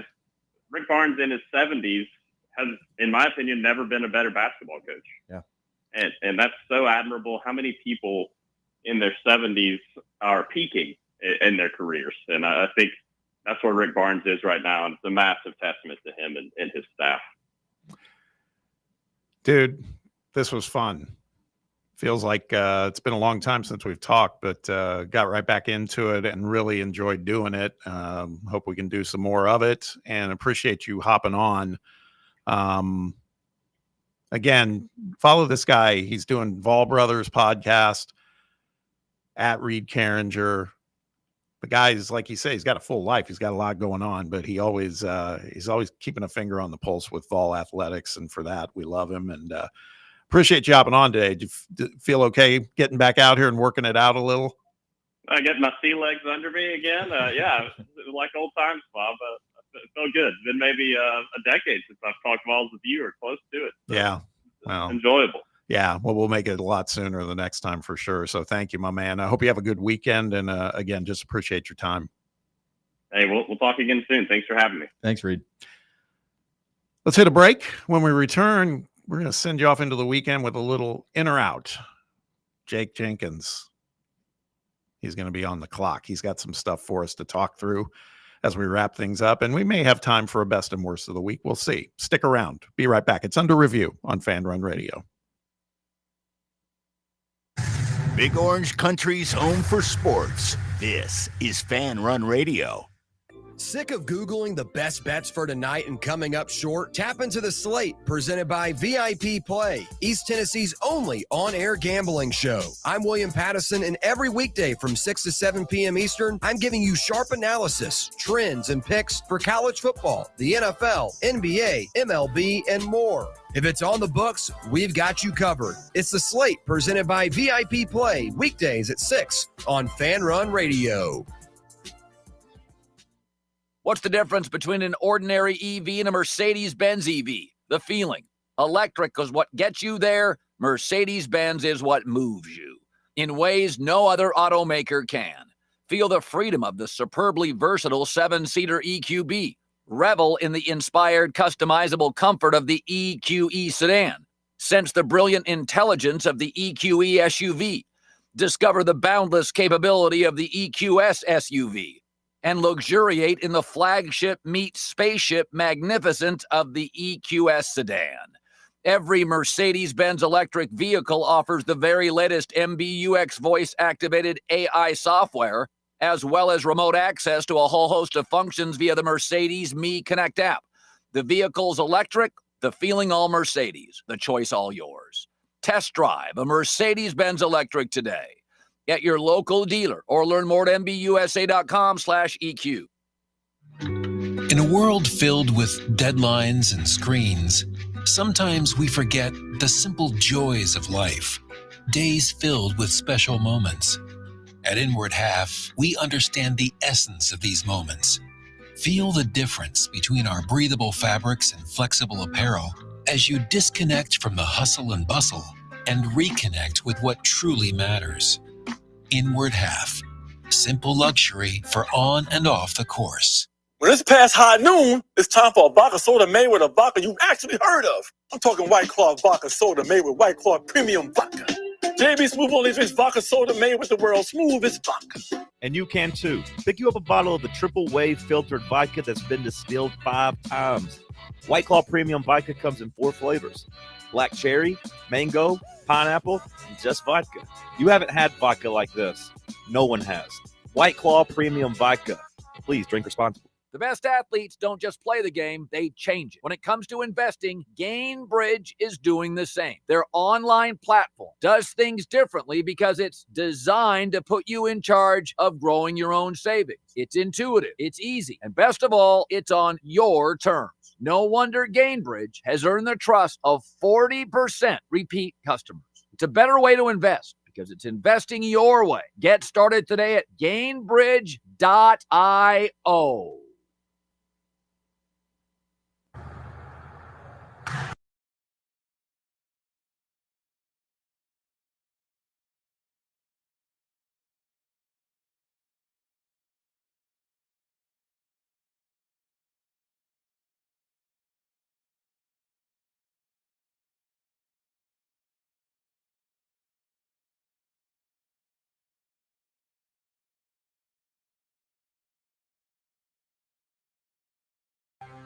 Special thanks to our guests today, Ben McKee from Go Vols 247 and Reed Carringer with football time and basketball time in Tennessee. Let's send off the weekend in a good way. Play a little in or out. Jake Jenkins, take it away. All right. I was looking for some themes, so I called in my mom, Mama Jenkins. Let's go. She gave me some themes so we're doing some drinks today. Kicking off, we have, and Brett has some right here, sparkling water. Are we in or out? I'm out. And this only very quickly, because we're kind of time strapped today. I had one experience with sparkling water. I was on a flight from New York to Philadelphia, a very short flight, but there was all sorts of turbulence, small plane bouncing, people getting sick, throwing up on the plane. It was gross. And I was just like, I started getting that visceral reaction. Like, is this going to make me hurl? And I was like, I need water. And there was a stewardess that came by and she goes, can I get you some water? I go, perfect. And so she comes back and we're still bouncing and everything. And she hands me a glass and I take a big gulp of it. And I was thinking it was flat water and it was sparkling water. And it almost made me gag. And I think because of all the other circumstances, that made me out on sparkling water. Couldn't be more out. Just drink regular water or drink a soda, in my opinion. I don't want to mix the two. I like the taste of a soda. The taste of a sparkling water it doesn't scratch that itch for me. I'd rather just drink regular water. Brett is a LaCroix fiend. Yeah. I am. I love it. I'll drink it all the time. Yep. But is it flavored? Yeah, this is limoncello, so it's like a lemony kind of flavor. But I'll drink about any of them. I don't like drink them like when I'm running around. I'm still drinking Gatorade water and stuff like that. Yeah. But like if I'm at home and I want something cold to drink, that's what I'm grabbing. All right. Yeah, I'm out. I don't feel refreshed. Is your mom in? Don't like no, she's out. Okay, all right. Yeah, no, not for me. All right. Next up we have Ices, in or out. Totally in. Yeah. So in. Like 2,000% in. So in. Any icy? Any icy. Like are you just talking cola and cherry, the OGs? Give me the blue raz. Have you had too. the Mountain Dew icy from Weigel's? I've had that one. I'm pretty selective. I like Coke and cherry. I like to mix them. You don't like the blue? I've never tried the blue, to be honest. You can't go wrong with an icy. Pretty much like it felt like almost every Friday in middle school for me, Jake. My middle school was much further away than where my house was, and the bus didn't go out there, so my parents had to pick me up. And like every Friday, I would just beg my parents, like, "Hey, give me stuff at the gas station and get an icy." Fantastic! Yeah, I'll never turn one down. I'm in, especially the Mountain Dew one. That one's delicious. That's my dad's go-to. It's got some sort of carbonation vibe to it too, right? I don't do a lot of them, but yeah, when I do, it's a Mountain Dew. Yeah, they're pure sugar. Well, right now McDonald's, and I've never had it, but they have a cotton candy one. I don't know if I can do that, but because theirs is good too. It's basically an icy. And you can have an icy day in here. Those would be tough. I'm all in. I know. I'm all in. We'd have to bring a machine in, I'm afraid. Yeah, but anyway. Yeah, I'm in. Yeah. All right. Next up, we have this is the soda I could figure out if we could get some controversy with. We have root beer in or out. Oh, as long as it's a good version of root beer, because there's some bad ones out there. But what's a bad root beer? Like mug root beer or whatever it is. The canned A&W or bottled A&W, I'm okay with. Mug's the one with the dog. Yeah. Okay. The bulldog. Like A&W, I like. There's a place in my hometown called Mug and Bun where you can buy it by a gallon jug, and it's pure sugar, but it's fantastic. Yeah. I'm a Barks guy. That's what I am. Oh yeah, Barks was the other one. I'm not a big Barks guy. That's what I'm saying. I'm picky about root beer, but I do love it if it's the right one. Yeah. I don't discriminate with root beers. I think it's one of the most slept on sodas out there. I'm a huge root beer fan. It always hits. I don't get it often, but like when I see it on a fountain drink line or something like that, I'm like, yeah, I'm gonna go get a root beer. No caffeine either, I don't think. Really? Yeah. I didn't know that. Yeah. I will one up you though. Pib. Oh. knocks root beer out of the water. Pib's the Never had bomb. Pib. Yeah. I'm out Never on had the Pib? I'm out on the root beer. Just we'll go. Well, I don't need to say much. It's nasty. Yeah. Much like Mission Impossible, Jake, I think you gotta try Mr. Pibb. Getting your hands on a Pib is another thing. That needs to happen. Pib extra. It's what Dr. Pepper aspires to be. Yep. Oh wow. Okay. Yeah. All right. Next up, we have energy drinks. Are we in or out? I don't know if you need to ask. I have them here Yeah. a couple days a week, but I'm very picky on those too. There's one that I'm not going to announce unless I get a deal on it. But because some of them are like chemical bombs, basically, and that's not me. There's one I'm getting that's plant based and healthy. Yeah, as healthy as those can be. Yeah. But the right circumstance, again, I'm in. Used to be way in on them in college. I'd pound like the 300 milligram Wow. ones sometimes to get through studying for exams and stuff like that. And I probably couldn't tell you the last time I've had an energy drink now. I wake up and go out. I didn't give you an answer there. I just gave you a story. Yeah, I can't do them. I just feel sick after drinking them personally, and I just never gotten into them. Yeah, I just rather drink coffee. I've tried Monster. It was all right. Red Bull was all right. Just never good for me in the morning. What about, has anybody tried 5-hour energies? Actually never had a 5-hour I've had it once. I couldn't. It was terrible. I think my wife's done it on a road trip where when she I was did it. driving and she was, it was Almost like, made me feel worse driving. but they say it's like the equivalent of like a couple cups of coffee, like in that small bottle. And some people worry that it like speeds your heart up too much and Yeah. everything else. I've never gotten near one. Just When I was drinking energy drinks, I was big on the Rain and Bang. Two I've things that had are just Bang. not good for your Yeah. heart for sure. Yeah. And then last one, we have iced coffee. In or out? I have grown to appreciate iced coffee. Now I have to dress it up, make it like an iced latte or something. Yeah. If it's just like straight cold brew, You've brought them in here, right? Is that what you sometimes have from Starbucks? no, When you have the ice drink? Yeah, when I have an ice drink. Yeah, I was Okay. drinking hot tea for a while. Right, But yeah, when I bring an ice, like I had a chai, that was not coffee, that was a chai tea latte the other day. Cold. Okay. Cold. Interesting. Yeah. But no, iced coffee, I'm good, but I can't. Some people just like the straight cold brew. I'm not sure I could do that.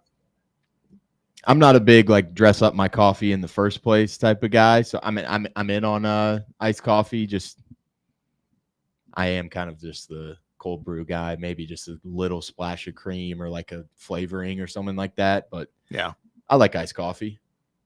It hits. It's a little, sometimes hot coffee just makes me like sweat. I don't like hot coffee at all. I've hardly drank it. I've had some, cappuccinos or espressos sometimes after dinner, and that's it. I can't just go get a hot cup of coffee. That's not me. I'm tea all day, every day, so I'm definitely out on coffee. So I wouldn't like the iced coffee, especially. Yeah, I'm all in. Chick-fil-A iced vanilla coffee. That's my Okay. go-to in the morning. Recommend it. Nice. And don't they do theirs like slushy, or is it?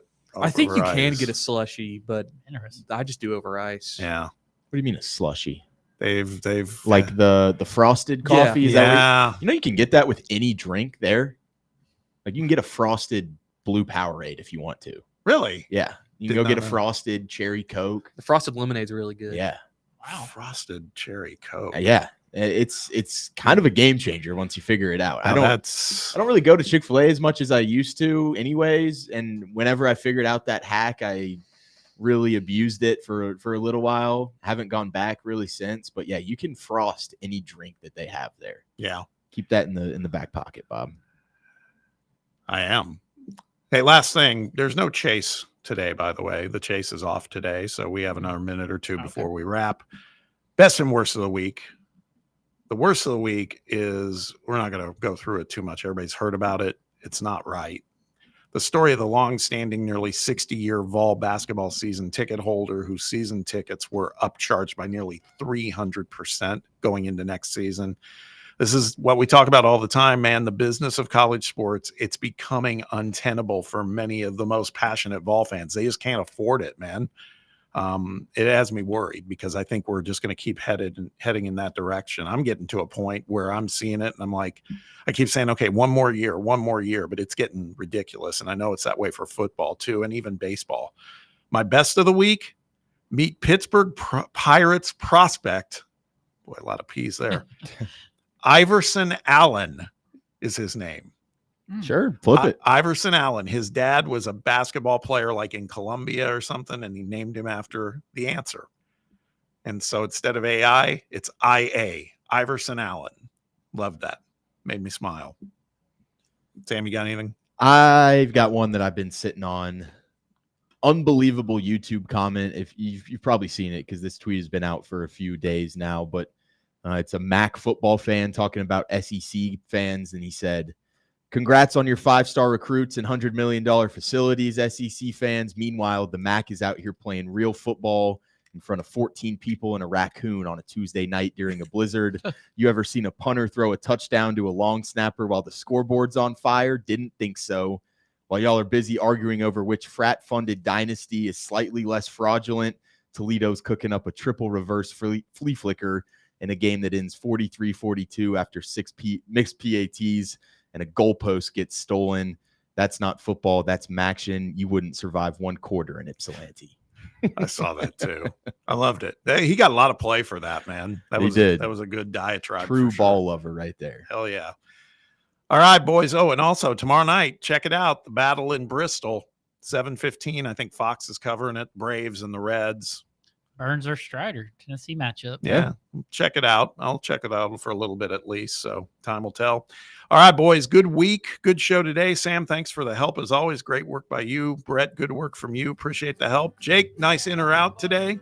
Appreciate that. Hope you all have a good weekend. And you, the listener, as always, appreciate you spending time with us. Keep it locked in on Fan Run Radio. Some national programming coming up next, followed by The Drive at 3 o'clock with Russell Smith, and then the Slate and Overtime with William Pattison starting at 6. Have a great weekend. In the meantime, we'll see you on Monday.